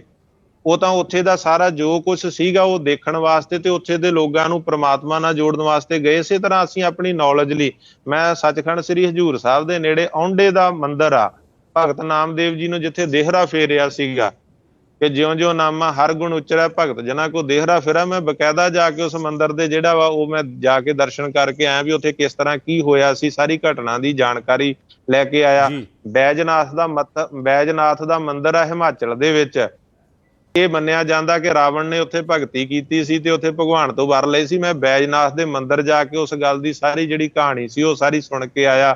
ਤੋ ਇਸ ਤਰੀਕੇ ਦੇ ਨਾਲ ਕਿਤੇ ਵੀ ਜਾਣਾ ਜਿਹੜਾ ਅੱਜ ਦੇ ਸਮੇਂ 'ਚ ਮੈਂ ਸਮਝਦਾ ਜਾਓ, ਪਰ ਜਿਹੜੀ ਸਿੱਖ ਦੀ ਸ਼ਰਧਾ ਉਹ ਸ੍ਰੀ ਗੁਰੂ ਗ੍ਰੰਥ ਸਾਹਿਬ ਤੇ ਆ। ਗੁਰੂ ਸਾਡਾ ਗੁਰੂ ਗ੍ਰੰਥ ਸਾਹਿਬ ਆ। ਅਸੀਂ ਗੁਰੂ ਘਰ ਨੂੰ, ਗੁਰਦੁਆਰੇ ਨੂੰ ਸਮਰਪਿਤ ਆ। ਕਿਸੇ ਡੇਰੇਦਾਰ ਦੇ ਨਾਲ ਬੈਠ ਜਾਣਾ, ਕਿਸੇ ਦੂਜੇ ਧਰਮ ਵਾਲੇ ਨਾਲ ਇੰਟਰਫੇਥ ਬੈਠ ਜਾਣਾ। ਮੈਨੂੰ ਦਿੱਲੀ ਦੇ ਵਿੱਚ ਬੁਲਾਇਆ ਗਿਆ ਸੀਗਾ, ਜਿਹੜਾ ਪਾਰਲੀਮੈਂਟ ਦੇ ਨਾਲ ਕਨਸਟੀਟਿਊਸ਼ਨ ਕਲੱਬ ਆ, ਉੱਥੇ ਸਮੂਹ ਧਰਮਾਂ ਦੀ ਕਾਨਫਰੰਸ ਕੀਤੀ ਸੀ ਤੇ ਸਿੱਖ ਧਰਮ ਵੱਲੋਂ ਮੈਨੂੰ ਬੁਲਾਇਆ ਗਿਆ। ਮੇਰੇ ਨਾਲ ਇੱਕ ਪਾਸੇ ਜੈਨੀ ਬੈਠੇ ਸੀ, ਇੱਕ ਪਾਸੇ ਅਰਬ ਤੋਂ ਆਪਣਾ ਈਰਾਨ ਤੋਂ ਆਏ ਹੋਏ ਮੁਸਲਮਾਨ ਬੈਠੇ ਸੀ, ਇੱਕ ਪਾਸੇ ਸੇਖ ਬੈਠੇ ਸੀ, ਨਾਲ ਸਵਾਮੀ ਜਿਹੜੇ ਆ ਅਗਨੀਵੇਸ਼ ਬੈਠੇ ਸੀਗੇ। ਤੋ ਇਸ ਤਰੀਕੇ ਨਾਲ ਈਸਾਈ ਮਤ ਦੇ ਬੈਠੇ ਸੀ। ਇੰਟਰਫੇਥ ਉਹ ਫੰਕਸ਼ਨ ਸੀ, ਇਹ ਵੀ ਬੈਠ ਕੇ ਉਹਨਾਂ 'ਚ ਆਪਣੀ ਗੱਲ ਕੀਤੀ, ਗੁਰੂ ਦੀ ਗੱਲ ਕੀਤੀ। ਸੋ ਇਸ ਤਰ੍ਹਾਂ ਕਿਸੇ ਵੀ ਡੇਰੇ ਵਾਲੇ ਨਾਲ, ਕਿਸੇ ਵੀ ਜਿਹੜੇ ਡਾਇਲੌਗ ਕਰਨਾ, ਜਿਹੜਾ ਇਹਦੀ ਕੋਈ ਮਨਾਹੀ ਨਹੀਂ ਆ ਧਰਮ ਦੇ ਅੰਦਰ। ਪਰ ਇਹਨਾਂ ਵਾ ਤੁਹਾਡੇ ਨਾਲ ਸਾਂਝਾ ਕਰਨਾ ਚਾਹੂੰਗਾ ਦਾਦੂਵਾਲ ਸਾਹਿਬ, ਦੋਵੇਂ ਸਰਕਾਰਾਂ ਜ਼ਿੰਮੇਵਾਰ ਨੇ, ਕੋਈ ਸ਼ੱਕ ਨਹੀਂ। ਨਾ ਤਾਂ ਅਕਾਲੀ ਦਲ ਦੇ ਵਿੱਚ ਗੁਰੂ ਗ੍ਰੰਥ ਸਾਹਿਬ ਦੀ ਬੇਅਦਬੀ ਦੇ ਦੋਸ਼ੀ ਫੜੇ ਗਏ ਤੇ ਨਾ ਹੀ ਕਾਂਗਰਸ ਹਾਲ ਦੀ ਘੜੀ ਕਿਸੇ ਸਿੱਟੇ ਤੇ ਪਹੁੰਚੀ ਆ। ਅਕਾਲੀ ਇਸ ਗੱਲ ਦਾ ਤੁਹਾਡੇ ਨਾਲ ਮਲਾਲ ਕਰਦੇ ਆ। ਉਹ ਕਹਿੰਦੇ ਕਿ ਸਾਡੇ ਖਿਲਾਫ ਤਾਂ ਦਾਦੂਵਾਲ ਸਾਹਿਬ ਨੇ ਰੱਜ ਕੇ ਪ੍ਰਚਾਰ ਕੀਤਾ, ਪਰ ਉਹ ਕਹਿੰਦੇ ਹੁਣ ਕੈਪਟਨ ਸਾਹਿਬ ਦੇ ਰਾਜ ਦੇ ਵਿੱਚ ਵੀ ਤਾਂ ਸਟੇਟਸ ਕੋਈ ਹੈ ਨਾ, ਹੁਣ ਵੀ ਕੁਝ ਨਹੀਂ ਹੋਇਆ। ਉਹ ਕਹਿੰਦੇ ਫਿਰ ਹੁਣ ਜਥੇਬੰਦੀਆਂ ਧਰਨਾ ਕਿਉਂ ਨਹੀਂ ਲਗਾਉਂਦੀਆਂ, ਜਿਸ ਕਰਕੇ ਉਹ ਕਹਿੰਦੇ ਸਾਡਾ ਸ਼ੰਕਾ ਹੈ ਕਿ ਜਥੇਬੰਦੀਆਂ ਦੀ ਕਾਂਗਰਸ ਸਰਕਾਰ ਦੇ ਨਾਲ ਸੈਟਿੰਗ ਹੈ, ਜਦ ਕਿ ਕਹਿੰਦੇ ਹੁਣ ਵੀ ਕਾਂਗਰਸ ਸਰਕਾਰ ਦੇ ਖਿਲਾਫ ਵੀ ਸਿੱਖ ਜਥੇਬੰਦੀਆਂ ਨੂੰ ਮੋਰਚਾ ਖੋਲ੍ਹਣਾ ਚਾਹੀਦਾ ਹੈ, ਥੋੜਾ ਸਮਾਂ ਰਹਿ ਗਿਆ ਇਹਨਾਂ ਦਾ। ਦੇਖੋ, ਸੈਟਿੰਗ ਦਾ ਸੋਢੀ ਸਾਹਿਬ ਅਕਾਲੀ ਦਲ ਬਾਦਲ ਦੀ ਆ ਕਾਂਗਰਸ ਦੇ ਨਾਲ। ਸਾਨੂੰ ਤਾਂ ਕਾਂਗਰਸ ਸਰਕਾਰ ਤੇ ਰੋਸ ਆ ਕਿ ਉਹਨਾਂ ਨੇ ਅੱਜ ਤੱਕ ਫੜ ਕੇ ਅੰਦਰ ਕਿਉਂ ਨਹੀਂ ਦਿੱਤੇ। ਇਹ ਅਜੇ ਵੀ ਬਾਹਰ ਟਾਰਾਂ ਮਾਰ ਰਹੇ ਆ। ਜਿਹੜੇ ਡਰੱਗ ਦੇ ਸਮਗਲਰ ਆ, ਜਿਨ੍ਹਾਂ ਨੂੰ ਕਹਿੰਦੇ ਸੀ ਅਸੀਂ ਫੜ ਕੇ ਅੰਦਰ ਦਿਆਂਗੇ, ਬੇਅਦਬੀ ਦੇ ਦੋਸ਼ੀਆਂ ਨੂੰ, ਕੈਪਟਨ ਅਮਰਿੰਦਰ ਸਿੰਘ ਦੀ ਆਪਣੀ ਸਪੀਚ ਆ ਕਿ ਬੇਅਦਬੀ ਦੀਆਂ ਪੈੜਾਂ ਬਾਦਲਾਂ ਦੇ ਘਰ ਨੂੰ ਜਾਂਦੀਆਂ। ਅਸੀਂ ਤਾਂ ਨਹੀਂ ਸੀ ਕਿਹਾ ਕੈਪਟਨ ਨੂੰ, ਸਰਕਾਰ ਬਣਾਉਣ ਤੋਂ ਪਹਿਲਾਂ ਕੈਪਟਨ ਅਮਰਿੰਦਰ ਸਿੰਘ ਨੇ ਕਿਹਾ। ਕੈਪਟਨ ਸਾਹਿਬ ਬਾਰੇ ਕੀ ਸੋਚਦੇ ਹੋ? ਜੇ ਕੈਪਟਨ ਸਾਹਿਬ ਆਖਿਰਕਾਰ ਕਿਉਂ ਨਹੀਂ ਫਿਰ ਕਾਰਵਾਈ ਕਰ ਰਹੇ? ਪਰ ਇੰਨਾ ਕੁ ਜ਼ਰੂਰ ਆ ਕਿ ਅਕਾਲੀ ਦਲ ਬਾਦਲ ਨੇ ਸਾਰੇ ਮਸਲੇ ਤੇ ਸੁਹਾਗਾ ਫੇਰ ਦਿੱਤਾ ਸੀਗਾ, ਦੋਸ਼ੀਆਂ ਨੂੰ ਬਚਾਇਆ। ਜਸਟਿਸ ਜੋਰਾ ਸਿੰਘ ਜਾਂਚ ਕਮਿਸ਼ਨ ਬਣਾਇਆ, ਉਹਦੀ ਰਿਪੋਰਟ ਜਿਹੜੀ ਸੀ ਡਸਟਬਿਨ 'ਚ ਸਿੱਟ ਦਿੱਤੀ। ਜਿਹੜੀ ਸਿੱਟ ਬਣਾਈ ਸੀ ਉਹ ਜਦੋਂ ਦੋਸ਼ੀਆਂ ਤੱਕ ਪਹੁੰਚ ਗਈ ਉਹਨੂੰ ਸਾਇਲੈਂਟ ਕਰ ਦਿੱਤਾ। ਉਹਨਾਂ ਨੇ ਅਣਪਛਾਤੀ ਪੁਲਿਸ ਤੇ ਮੁਕੱਦਮਾ ਦਰਜ ਕੀਤਾ, ਸਰਸੇ ਵਾਲੇ ਨੂੰ ਬਚਾਇਆ, ਉਹਦੇ ਪੈਰੋਕਾਰਾਂ ਨੂੰ। ਹੁਣ ਜਿਹੜਾ ਹੋਇਆ, ਹੁਣ ਸਰਸੇ ਵਾਲਾ ਵੀ ਨਾਮਜ਼ਦ ਹੋਇਆ ਸੀ, ਇੰਨੀ ਕੁ ਤਾਂ ਸ਼ਲਾਘਾ ਕਰਨੀ ਬਣਦੀ ਆ। ਅਸੀਂ ਸ਼ੁਕਰਾਨਾ ਗੁਰੂ ਦਾ ਵੀ ਕਰਕੇ ਆਏ ਆ। ਮਲਕੇ ਦੇ ਵਿੱਚ ਮਲਕੇ ਕਾਂਡ ਦੇ ਗਵਾਹਾਂ ਨੇ ਸ਼੍ਰੀ ਅਖੰਡ ਪਾਠ ਸਾਹਿਬ ਰੱਖਿਆ ਸੀ ਔਰ ਮੈਨੂੰ ਬੁਲਾਇਆ ਸੀ, ਮੈਂ ਜਾ ਕੇ ਆਇਆ। ਇਹ ਦੋ ਮੇਰੀ ਗੱਲ ਪੂਰੀ ਕਰ ਲੈਂਦਾ, ਗੱਲ ਪੂਰੀ ਕਰ ਲੈਂਦਾ, ਜਾਂ ਇਹਦਾ ਕੋਈ ਹੱਲ ਵੀ ਤੁਹਾਨੂੰ ਹੁੰਦਾ ਦਿਸਦਾ? ਤੁਹਾਨੂੰ ਲੱਗਦਾ ਹੈ ਕਿ ਕੈਪਟਨ ਅਮਰਿੰਦਰ ਸਿੰਘ ਦੀ ਬਾਡੀ ਲੈਂਗੁਏਜ ਇਹ ਗੱਲ ਦੱਸਦੀ ਹੈ ਕਿ ਉਹ ਜਿਹੜੇ ਵੀ ਦੋਸ਼ੀ ਨੇ ਉਹਨਾਂ ਖਿਲਾਫ 2022 ਤੋਂ ਪਹਿਲਾਂ ਕਾਰਵਾਈ ਕਰ ਪਾਉਣਗੇ? ਮੈਨੂੰ ਗੱਲ ਪੂਰੀ ਕਰ ਲੈਣ ਦਿਓ ਕਿ ਅਕਾਲੀ ਦਲ ਬਾਦਲ ਵੇਲੇ ਤਾਂ ਕੁਝ ਨਹੀਂ ਸੀ ਹੋਇਆ। ਹੁਣ ਜਿਹੜੀ ਅਣਪਛਾਤੀ ਪੁਲਿਸ ਵੀ ਪਛਾਣੀ ਗਈ, ਹੁਣ ਜਿਹੜੇ ਆਪਣਾ ਦੋਸ਼ੀ ਬੇਅਦਬੀ ਦੇ ਉਹ ਵੀ ਫੜੇ ਗਏ, ਬੇਅਦਬੀ ਕਾਂਡ 'ਚ ਨਾਮਜ਼ਦ ਹੋ ਗਏ, ਗ੍ਰਿਫਤਾਰੀ ਵਾਰੰਟ ਤਿੰਨਾਂ ਦੇ ਮਿਲ ਗਏ, ਸੌਦਾ ਸਾਧ ਨਾਮਜ਼ਦ ਹੋ ਗਿਆ।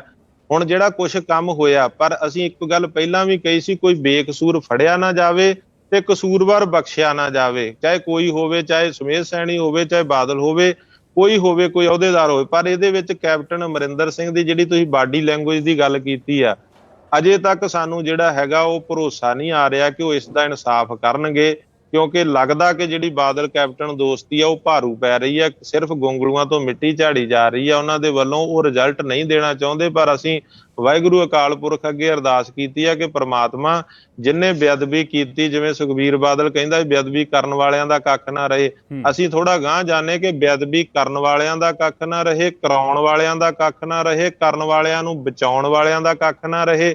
ਜਿਨ੍ਹਾਂ ਨੇ ਅੱਜ ਤੱਕ ਬਚਾਇਆ ਤੇ ਰਹਿਣਾ ਵੀ ਕੁਝ ਨਹੀਂ, ਅੱਜ ਤੁਹਾਡੇ ਸਾਹਮਣੇ ਆ, ਕੱਖ ਰਿਹਾ ਵੀ ਨਹੀਂ। ਸਿਆਸੀ ਜ਼ਮੀਨ ਪੈਰਾਂ ਥੱਲੋਂ ਖਿਸਕ ਗਈ, ਕੰਧਾਂ ਨਾਲ ਵੱਜਦੇ ਫਿਰਦੇ ਆ। ਤੇ ਜੇ ਕੈਪਟਨ ਅਮਰਿੰਦਰ ਸਿੰਘ ਨੇ ਵੀ ਰਾਜਨੀਤੀ ਕੀਤੀ, ਸ੍ਰੀ ਗੁਰੂ ਗ੍ਰੰਥ ਸਾਹਿਬ ਦੇ ਮਸਲੇ ਤੇ ਇਨਸਾਫ ਨਾ ਦਿੱਤਾ, ਤੇ ਮੇਰੀ ਗੱਲ ਅੱਜ ਯਾਦ ਰੱਖਿਓ, ਆ ਵੀਡੀਓ ਪਈ ਰਹਿਣੀ ਆ, ਕੈਪਟਨ ਅਮਰਿੰਦਰ ਸਿੰਘ ਦਾ ਵੀ ਬੁਰਾ ਹਸ਼ਰ ਹੋਊਗਾ ਬਾਦਲਾਂ ਦੇ ਵਾਂਗੂ। ਜਿਸ ਤਰੀਕੇ ਨਾਲ ਬਾਦਲਾਂ ਦਾ ਅੱਜ ਅਸਰ ਹੋਇਆ। ਮੋਰਚਾ ਖੋਲੋਗੇ ਜੇਕਰ ਕਾਂਗਰਸ ਨਾ ਕੁਝ ਕਰ ਪਾਈ ਤਾਂ? ਮੋਰਚਾ ਤਾਂ ਖੁੱਲਿਆ, ਜ਼ਰੂਰੀ ਨਹੀਂ ਹੁੰਦੀ ਅੱਜ ਜਿਹੜਾ ਮੋਰਚਾ ਧਰਨਾ ਮੁਜ਼ਾਹਰਾ ਹੀ ਕੀਤਾ ਜਾਵੇ। ਅੱਜ ਜਿਸ ਤਰੀਕੇ ਦੇ ਨਾਲ ਬਰਗਾੜੀ 'ਚ ਮੁਜ਼ਾਹਰਾ ਕੀਤਾ ਗਿਆ, ਫਿਰ ਆਪਣਾ ਮਲਕੇ ਦੇ ਵਿੱਚ ਜਿਹੜਾ ਸਮਾਗਮ ਦੇ ਉੱਤੇ ਸਪੀਚਾਂ ਹੋਈਆਂ ਵਾਇਆ ਮੀਡੀਆ, ਅਸੀਂ ਗੱਲ ਕਰ ਰਹੇ ਕੋਵਿਡ-19 ਆ, ਜਿਹੜੇ ਸਰਕਾਰੀ ਜਾਂ ਮੈਡੀਕਲ ਦਿਸ਼ਾ ਨਿਰਦੇਸ਼ ਨੇ ਸਿਹਤ ਵਿਭਾਗ ਦੇ, ਉਹਨਾਂ ਨੂੰ ਮੱਦੇਨਜ਼ਰ ਰੱਖਦਿਆਂ ਹੋਇਆਂ ਵਾਇਆ ਮੀਡੀਆ ਅਸੀਂ ਪ੍ਰੈਸ਼ਰ ਬਿਲਡ ਕਰ ਰਹੇ ਹਾਂ। ਸਰਕਾਰ ਖਿਲਾਫ ਸਾਡਾ ਮੋਰਚਾ। ਕੈਪਟਨ ਅਮਰਿੰਦਰ ਸਿੰਘ ਨੂੰ ਦੇਖੋ ਤੁਸੀਂ, ਬਰਗਾੜੀ ਮੋਰਚੇ 9 ਦਸੰਬਰ ਨੂੰ 2 ਸਾਲ ਹੋ ਜਾਣੇ ਆ, ਉਦੋਂ ਬਾਅਦ ਨਾ ਕੈਪਟਨ ਅਮਰਿੰਦਰ ਸਿੰਘ ਨਾਲ ਫੋਨ ਤੇ ਗੱਲ ਕੀਤੀ ਆ, ਨਾ ਕੈਪਟਨ ਅਮਰਿੰਦਰ ਸਿੰਘ ਦੀ ਕੋਠੀ ਗਏ ਆ। ਜਿੱਥੇ ਮਸਲਾ ਆਇਆ, ਚਾਹੇ ਉਹ ਮਨਪ੍ਰੀਤ ਬਾਦਲ ਦਾ ਆਇਆ ਕਿ ਉਹਨਾਂ ਨੇ ਉੱਥੇ ਗੁਰੂ ਨਾਨਕ ਲਾਇਬ੍ਰੇਰੀ ਖਤਮ ਕਰਤੀ, ਚਾਹੇ ਉਹ ਥਰਮਲ ਪਲਾਂਟ ਗੁਰੂ ਨਾਨਕ ਸਾਹਿਬ ਦੇ ਨਾਂ ਦਾ, ਤੇ ਉੱਥੇ ਜਿਹੜੇ ਪਲਾਂਟ ਲੱਗੇ ਹੋਏ 50 ਸਾਲ ਪਹਿਲਾਂ, ਇਹੋ ਜਿਹੇ ਦਰਖਤ, ਜਿਹੜਾ ਇੱਕ ਦਰਖਤ ਆਕਸੀਜਨ ਦਾ ਕਾਰਖਾਨਾ, ਉਹਦੀਆਂ ਰਿਓੜੀਆਂ ਵੱਟਣ ਦਾ ਇਹਨਾਂ ਪ੍ਰਬੰਧ ਕੀਤਾ। ਅਸੀਂ ਕੈਪਟਨ ਅਮਰਿੰਦਰ ਸਿੰਘ ਦਾ ਵਿਰੋਧ ਕੀਤਾ, ਮਨਪ੍ਰੀਤ ਬਾਦਲ ਦਾ ਵਿਰੋਧ ਕੀਤਾ, ਤੇ ਵਾਇਆ ਮੀਡੀਆ ਜਿਹੜੀ ਤੁਹਾਡੀ ਆਵਾਜ਼ ਇਹ ਵੀ ਤਾਂ ਲੱਖਾਂ ਲੋਕਾਂ ਤੱਕ ਜਾਣੀ ਆ ਨਾ, ਇਹ ਵੀ ਲੱਖਾਂ ਲੋਕਾਂ ਤੱਕ ਜਾਣੀ ਆ। ਅਸੀਂ ਇਸ ਤਰੀਕੇ ਵਾਇਆ ਮੀਡੀਆ ਉਹਨਾਂ ਤੇ ਪ੍ਰੈਸ਼ਰ ਬਿਲਡ ਕਰ ਰਹੇ ਹਾਂ। ਜਦੋਂ ਕੋਵਿਡ-19 ਹਟ ਜਾਊਗਾ ਤੇ ਜੇ ਲੋੜ ਪਈ ਧਰਨੇ ਮੁਜ਼ਾਹਰਿਆਂ ਦੀ, ਤੇ ਸਾਰੀ ਕੌਮ ਪੰਥ ਦਾ ਸਾਥ ਲੈ ਕੇ ਇਸੇ ਤਰੀਕੇ ਨਾਲ ਉਹ ਵੀ ਕਰਾਂਗੇ। ਉਸ ਗੱਲ ਤੋਂ ਅਸੀਂ ਪਿੱਛੇ ਨਹੀਂ ਹਟਦੇ। ਨਾ ਅਸੀਂ, ਮੈਂ ਬੇਨਤੀ ਕਰਾਂ, ਬਾਦਲਾਂ ਤੋਂ ਦਾਣੇ ਲੈਣੇ ਆ, ਨਾ ਕੈਪਟਨ ਤੋਂ ਲੈਣੇ। ਅਸੀਂ ਗੁਰੂ ਦੇ ਸਿੱਖ ਆ, ਪਰਮਾਤਮਾ ਦੇ ਭਰੋਸਾ, ਗੁਰੂ ਦੀਆਂ ਸੰਗਤਾਂ ਦਾ ਆਸ਼ੀਰਵਾਦ ਆ। ਨਾ ਪੱਗ ਕੈਪਟਨ ਨਾਲ ਵਟਾਈ ਆ, ਨਾ ਸੁਖਬੀਰ ਬਾਦਲ ਨਾਲ ਵਟਾਈ ਆ। ਗੁਰੂ ਪੰਥ ਲਈ ਲੜੇ ਆ ਤੇ ਲੜਦੇ ਰਹਿਣਾ ਵਾ। ਜਾਤੀ ਵਿਰੋਧ ਸਾਡਾ ਨਾ ਕੈਪਟਨ ਨਾਲ ਆ ਤੇ ਨਾ ਸਾਡਾ ਸੁਖਬੀਰ ਬਾਦਲ ਨਾਲ ਆ। ਪੰਥਕ ਮਸਲਿਆਂ ਦੇ ਉੱਤੇ ਹਮੇਸ਼ਾ ਅਸੀਂ ਉਹਨਾਂ ਨੂੰ ਜਿਹੜਾ ਹੈਗਾ ਟਾਰਗੇਟ ਕੀਤਾ, ਚਾਹੇ ਕੈਪਟਨ ਅਮਰਿੰਦਰ ਸਿੰਘ ਆ, ਚਾਹੇ ਕਾਂਗਰਸ ਪਾਰਟੀ ਆ, ਸ੍ਰੀ ਅਕਾਲ ਤਖਤ ਸਾਹਿਬ ਤੇ ਹਮਲਾ ਕੀਤਾ, ਅਸੀਂ ਬਕਾਇਦਾ ਉਹਨਾਂ ਨੂੰ ਟਾਰਗੇਟ ਕੀਤਾ। ਜਦੋਂ ਪ੍ਰਕਾਸ਼ ਸਿੰਘ ਬਾਦਲ ਦੀ ਸਰਕਾਰ ਸੀ, ਪੰਥ ਦੇ ਮਸਲਿਆਂ ਲਈ ਅਸੀਂ ਉਹਨਾਂ ਨੂੰ ਵੀ ਕਹਿੰਦੇ ਰਹੇ, ਚਾਹੇ ਉਹ ਮੋਰਚਾ ਭਾਈ ਗੁਰਬਖਸ਼ ਸਿੰਘ ਨੇ ਲਾਇਆ ਸੀ, ਚਾਹੇ ਬਾਪੂ ਸੂਰਜ ਸਿੰਘ ਨੇ ਲਾਇਆ ਸੀ, ਅਸੀਂ ਉਹਨਾਂ ਨੂੰ ਵੀ ਕਹਿੰਦੇ ਰਹੇ ਕਿ ਭਾਈ ਜਿਹੜੇ ਪੰਥ ਦੇ ਮਸਲੇ ਆ ਉਹ ਹੱਲ ਕਰੋ, ਬੰਦੀ ਸਿੰਘ ਰਿਹਾ ਕਰੋ। ਤੇ ਅੱਜ ਚਾਹੇ ਕੈਪਟਨ ਜਿਹਦੀ ਸਰਕਾਰ ਆ, ਅਸੀਂ ਬਕਾਇਦਾ ਉਹਨੂੰ ਕਹਿੰਦੇ ਆ ਕਿ ਆਪਣੀ ਡਿਊਟੀ ਨਿਭਾਓ। ਜਿਹੜੇ ਸਿੱਖ ਮਸਲੇ ਆ, ਪੰਥ ਪੰਜਾਬ ਦੇ ਮਸਲੇ ਆ, ਨਸ਼ਿਆਂ ਦੇ ਮਸਲੇ ਆ, ਇਹਨਾਂ ਦੇ ਉੱਤੇ ਇਮਾਨਦਾਰੀ ਨਾਲ ਕੰਮ ਕਰੋ, ਇਹਨਾਂ ਤੇ ਰਾਜਨੀਤੀ ਨਾ ਕਰੋ। ਇਹ ਸਾਡੇ ਪੰਥ ਪੰਜਾਬ ਦਾ ਮਸਲਾ, ਸਾਡੇ ਨੌਜਵਾਨ ਬਰਬਾਦ ਹੋ ਰਹੇ ਆ। ਇਹਨਾਂ ਦੀ ਰੁਜ਼ਗਾਰ ਦੀ ਗੱਲ ਕਰੋ, ਇਹਨਾਂ ਦੀ ਪੜ੍ਹਾਈ ਦੀ ਗੱਲ ਕਰੋ, ਸਿਹਤ ਦੀ ਗੱਲ ਕਰੋ, ਇਹਨਾਂ ਦੀ ਇਹ ਸਾਰੇ ਕਾਸੇ ਤੇ ਕਾਬੂ ਪਾਓ। ਇਹ ਨਾ ਕਹਿ ਦਿਆ ਕੱਲਾ ਵੀ ਨਸ਼ੇ ਪਾਕਿਸਤਾਨ ਤੋਂ ਆ ਰਹੇ ਆ। ਤੁਸੀਂ ਨਸ਼ੇ ਖਾਣ ਤੋਂ ਬੰਦ ਕਰੋ। ਜਦੋਂ ਖਾਣ ਤੋਂ ਬੰਦ ਕਰਾ ਦੋਗੇ, ਆਪੇ ਆਉਣੇ ਬੰਦ ਹੋ ਜਾਣਗੇ। ਜਿਹੜਾ ਸੌਦਾ ਜਿਸ ਦੁਕਾਨ ਤੇ ਵਿਕੂਗਾ ਨਹੀਂ, ਉਹ ਦੁਕਾਨਦਾਰ ਕਦੇ ਸੌਦਾ ਜਿਹੜਾ ਉਹ ਖਰੀਦੂਗਾ ਨਹੀਂ, ਲਿਆਊਗਾ ਹੀ ਨਹੀਂ ਵੇਚਣ ਵਾਸਤੇ, ਕਿਉਂਕਿ ਉਹ ਵਿਕਦਾ ਨਹੀਂ ਆ। ਜਦੋਂ ਅਸੀਂ ਪੰਜਾਬ ਹਰਿਆਣੇ ਵਿੱਚ, ਆਪਣੇ ਭਾਰਤ ਦੇਸ਼ ਦੇ ਵਿੱਚ ਲੋਕਾਂ ਨੂੰ ਨਸ਼ੇ ਖਾਣ ਤੋਂ ਹਟਾਤਾ, ਨਾ ਕਿਤੇ ਨੇਪਾਲ ਤੋਂ ਨਸ਼ਾ ਆ ਸਕੇ ਤੇ ਨਾ ਪਾਕਿਸਤਾਨ ਤੋਂ ਆ ਸਕੇ, ਨਾ ਕਿਤੇ ਹੋਰੋਂ ਆ ਸਕੇ। ਇਹ ਤਾਂ ਨਸ਼ੇ ਆਉਂਦੇ ਆ, ਤਾਂ ਨਸ਼ੇ ਇੱਥੇ ਵੱਡੇ ਵੱਡੇ ਸਮਗਲਰ ਬੈਠੇ ਆ ਸਾਡੇ ਦੇਸ਼ 'ਚ। ਇਸ ਕਾਰਨ ਕਰਕੇ ਸਾਨੂੰ ਉਹਨਾਂ ਤੇ ਕਾਬੂ ਪਾਉਣਾ ਚਾਹੀਦਾ। ਨੌਜਵਾਨਾਂ ਨੂੰ ਪ੍ਰੇਰਨਾ ਕਰਕੇ ਧਰਮ ਵਾਲੇ ਪਾਸੇ, ਦੇਸ਼ ਕੌਮ ਧਰਮ ਭਗਤੀ ਭਾਵਨਾ ਉਹਨਾਂ 'ਚ ਪੈਦਾ ਕਰਨੀ ਚਾਹੀਦੀ। ਉਹ ਵਿਦਿਆ ਵਾਲੇ ਪਾਸੇ ਜਿਹੜਾ ਉਹ ਤੁਰਨ। ਇੱਥੇ IAS IPS ਜਿਹੜੇ ਕੋਚਿੰਗ ਸੈਂਟਰ ਆ ਸਾਡੇ ਖੋਲਣੇ ਚਾਹੀਦੇ, SGPC ਨੂੰ ਖੋਲਣੇ ਚਾਹੀਦੇ, ਜਿਨ੍ਹਾਂ ਕੋਲੇ ਪੰਥ ਦਾ ਵੱਡਾ ਸਰਮਾਇਆ ਵਾ। ਹਰਿਆਣੇ ਦੀ ਸੰਗਤਾਂ ਨੇ ਮੈਨੂੰ ਜ਼ਿੰਮੇਵਾਰੀ ਸੌਂਪੀ ਆ। ਜਿਸ ਤਰੀਕੇ ਨਾਲ ਕਾਰਜਕਾਰੀ ਤੌਰ ਤੇ ਅਸੀਂ ਹੁਣ ਹੀ ਪੂਰੇ ਹਰਿਆਣੇ ਦੇ ਵਿੱਚ, ਤੁਸੀਂ ਦੇਖੋ ਕਿਸ ਤਰ੍ਹਾਂ ਐਂ ਲੱਗ ਰਿਹਾ ਜਿਵੇਂ ਹਰਿਆਣਾ ਕਮੇਟੀ ਦੁਬਾਰਾ ਬਣੀ ਹੁੰਦੀ ਆ। ਤੇ ਅਸੀਂ ਸਰਗਰਮੀ ਵਿੱਢੀ ਆ ਕਿ ਦਾਦੂਆ ਸਾਹਿਬ ਕੀ ਟੀਚੇ ਰਹਿਣਗੇ ਤੁਹਾਡੇ ਹੁਣ ਬਤੌਰ ਪ੍ਰਧਾਨ? ਮੇਰੇ ਟੀਚੇ ਤਾਂ ਸਿੱਧੇ ਆ ਕਿ ਸਭ ਤੋਂ ਪਹਿਲਾਂ ਹਰਿਆਣਾ ਕਮੇਟੀ, ਹਰਿਆਣੇ ਦੇ ਸਿੱਖਾਂ ਦਾ ਹੱਕ ਆ, ਉਹਨੂੰ ਮਾਨਤਾ ਦਿਵਾਉਣੀ, ਤੇ ਹਰਿਆਣੇ ਵਿੱਚ ਧਰਮ ਪ੍ਰਚਾਰ ਪ੍ਰਸਾਰ, ਕਿਉਂਕਿ ਜਿਹੜੀ ਕਮੇਟੀ ਮੌਜੂਦਾ ਪ੍ਰਬੰਧ ਕਰ ਰਹੇ ਸੀਗੇ, ਉਹਨਾਂ ਨੇ 6 ਸਾਲਾਂ 'ਚ 6 ਅੰਮ੍ਰਿਤ ਸੰਚਾਰ ਨਹੀਂ ਕਰਾਏ। ਅਸੀਂ ਅੰਮ੍ਰਿਤ ਸੰਚਾਰ ਦੀ ਲਹਿਰ ਚਲਾਉਣੀ ਆ, ਢਾਡੀ ਜਥੇ ਭਰਤੀ ਕਰਨੇ ਆ, ਤੇ ਅਸੀਂ ਸਾਰੇ ਹਰਿਆਣੇ ਨੂੰ ਕਵਰ ਕਰਨਾ ਧਰਮ ਪ੍ਰਚਾਰ ਲਈ, ਤੇ ਨੌਜਵਾਨਾਂ ਨੂੰ ਨਸ਼ਿਆਂ ਤੋਂ, ਜਿਵੇਂ ਪੰਜਾਬ 'ਚ ਨਸ਼ੇ ਆ, ਜਿਹੜੇ ਹਰਿਆਣੇ 'ਚ ਨਸ਼ੇ ਆ, ਜਿੰਨੇ ਕੁ ਅਸੀਂ ਉਹਨਾਂ ਤੋਂ ਰਹਿਤ ਕਰਨ ਵਾਸਤੇ ਨੌਜਵਾਨਾਂ ਨੂੰ ਅਸੀਂ ਪ੍ਰਚਾਰ ਜਿਹੜਾ ਸ਼ਹਿਰ ਸ਼ਹਿਰ ਪਿੰਡ ਪਿੰਡ ਜਿਹੜਾ ਇਹ ਲੈ ਕੇ ਜਾਣਾ। ਜਿਸ ਤਰ੍ਹਾਂ ਅਸੀਂ ਪਹਿਲਾਂ ਧਰਮ ਪ੍ਰਚਾਰ ਕਰ ਰਹੇ ਹਾਂ, ਉਸ ਪ੍ਰਚਾਰ ਦੀ ਲਹਿਰ ਨੂੰ ਹੋਰ ਪ੍ਰਚੰਡ ਕਰਾਂਗੇ। ਸਾਰੇ ਜਿਹੜੇ ਜਰਨਲ ਹਾਊਸ ਦੇ ਮੈਂਬਰ, ਸਾਰੇ ਜਿਨ੍ਹਾਂ ਨੇ ਮੈਨੂੰ ਸਰਬਸੰਮਤੀ ਨਾਲ ਕਾਰਜਕਾਰੀ ਪ੍ਰਧਾਨ ਬਣਾਇਆ, ਉਹਨਾਂ ਸਾਰਿਆਂ ਨੂੰ ਨਾਲ ਲੈ ਕੇ ਉਹਨਾਂ ਦੇ ਹਲਕਿਆਂ ਦੇ ਵਿੱਚ, ਔਰ ਜਿਹੜੇ 5 ਗੁਰਦੁਆਰੇ ਸਾਡੇ ਪ੍ਰਬੰਧ 'ਚ ਆ ਹਰਿਆਣਾ ਕਮੇਟੀ ਦੇ, ਉਹਨਾਂ ਗੁਰੂ ਘਰਾਂ ਦੇ ਵਿੱਚ ਵੱਡੇ ਫੰਕਸ਼ਨ ਰੱਖ ਕੇ ਤੇ ਜਿਹੜਾ ਇਹ ਧਰਮ ਪ੍ਰਚਾਰ ਜਿਹੜਾ ਹੈਗਾ ਉਹ ਸਾਰੇ ਮੈਂਬਰਾਂ ਦੇ ਹਲਕਿਆਂ ਦੇ ਵਿੱਚ ਕੀਤਾ ਜਾਊਗਾ। ਇਹ ਜਿਹੜੇ ਸਾਡੇ ਟੀਚੇ ਜਿਹੜੇ ਆ, ਹਰਿਆਣੇ ਦੇ ਸਿੱਖਾਂ ਨੂੰ ਅਸੀਂ ਜਿਹੜਾ ਹੈ IAS IPS ਕੋਚਿੰਗ ਸੈਂਟਰ ਜਿਹੜਾ ਅਸੀਂ ਪ੍ਰਬੰਧ ਕਰਾਂਗੇ ਵੀ ਇਸ ਤਰ੍ਹਾਂ ਦੀ ਸੰਸਥਾ ਜਿਹੜੀ ਹਰਿਆਣਾ ਕਮੇਟੀ ਵੱਲੋਂ ਖੋਲੀ ਜਾਵੇ, ਤਾਂ ਕਿ ਜਿਹੜੇ ਹਰਿਆਣੇ ਦੇ ਸਿੱਖ ਆ ਉਹ ਵੀ ਇਸ ਨੂੰ IAS IPS ਦੀ ਕੋਚਿੰਗ ਜਿਹੜੀ ਆ ਉਹ ਹਰਿਆਣਾ ਕਮੇਟੀ ਵੱਲੋਂ ਲੈ ਸਕਣ। ਬਹੁਤ ਬਹੁਤ ਧੰਨਵਾਦ ਦਾਦੂਵਾਲ ਸਾਹਿਬ। तमाम ਮਸਲਿਆਂ ਤੇ ਤੁਸੀਂ ਬੜੀ ਬੇਬਾਕੀ ਦੇ ਨਾਲ ਤਫਸੀਲ 'ਚ ਗੱਲਬਾਤ ਕੀਤੀ ਹੈ। ਤੁਹਾਡਾ ਬਹੁਤ ਬਹੁਤ ਧੰਨਵਾਦ ਜਗਬਾਣੀ ਦੇ ਨਾਲ ਜੁੜਨ ਦੇ ਲਈ। ਧੰਨਵਾਦ ਜੀ ਰਮਨਦੀਪ ਸੋਢੀ ਜੀ, ਤੁਹਾਡਾ ਵੀ, ਤੁਹਾਡੇ ਅਦਾਰੇ ਦਾ ਵੀ, ਤੇ ਸੁਣਨ ਵਾਲੇ ਸਾਰੇ ਸਰੋਤਿਆਂ ਦਾ ਵੀ। ਵਾਹਿਗੁਰੂ ਜੀ ਕਾ ਖਾਲਸਾ, ਵਾਹਿਗੁਰੂ ਜੀ ਕੀ ਫਤਿਹ। ਬਹੁਤ ਬਹੁਤ ਧੰਨਵਾਦ। ਆਏ ਸਨ ਬਲਜੀਤ ਸਿੰਘ ਦਾਦੂਵਾਲ, ਜਿਨ੍ਹਾਂ ਨੇ ਕਿ ਤਫਸੀਲ 'ਚ ਤਮਾਮ ਮਸਲਿਆਂ ਤੇ ਗੱਲਬਾਤ ਕੀਤੀ ਔਰ ਉਮੀਦ ਕਰਦਾ ਕਿ ਬਹੁਤ ਸਾਰੇ ਲੋਕਾਂ ਦੇ ਜਿਹੜੇ ਬਲਜੀਤ ਸਿੰਘ ਦਾਦੂਵਾਲ ਹੋਰਾਂ ਤੱਕ ਸਵਾਲ ਸਨ ਉਹ ਕਲੀਅਰ ਕਰਨ ਦੀ ਅਸੀਂ ਕੋਸ਼ਿਸ਼ ਕੀਤੀ ਹੈ। ਨਵੀਆਂ ਔਰ ਤਾਜ਼ਾ ਖਬਰਾਂ ਦੇ ਲਈ ਤੁਸੀਂ ਲਗਾਤਾਰ ਜੁੜੇ ਰਹੋ ਜਗਬਾਣੀ ਟੀਵੀ ਦੇ ਨਾਲ। ਤੁਸੀਂ ਸਾਨੂੰ ਫੇਸਬੁੱਕ ਤੇ ਸਾਡਾ ਪੇਜ ਲਾਈਕ ਕਰ ਸਕਦੇ ਹੋ, ਇੰਸਟਾਗ੍ਰਾਮ ਤੇ ਸਾਨੂੰ ਫੋਲੋ ਕਰ ਸਕਦੇ ਹੋ, ਟਵਿੱਟਰ ਤੇ ਤੁਸੀਂ ਸਾਨੂੰ ਫੋਲੋ ਕਰ ਸਕਦੇ ਹੋ ਔਰ YouTube ਤੇ ਸਾਡਾ ਚੈਨਲ ਵੀ ਸਬਸਕ੍ਰਾਈਬ ਕਰ ਸਕਦੇ ਹੋ, ਤਾਂ ਜੋ ਤੁਸੀਂ ਦੇਸ਼ ਔਰ ਦੁਨੀਆ ਦੀਆਂ तमाम ताज़ा खबरां अपने मोबाइल फोन पर हासिल कर सको। बहुत बहुत धन्यवाद।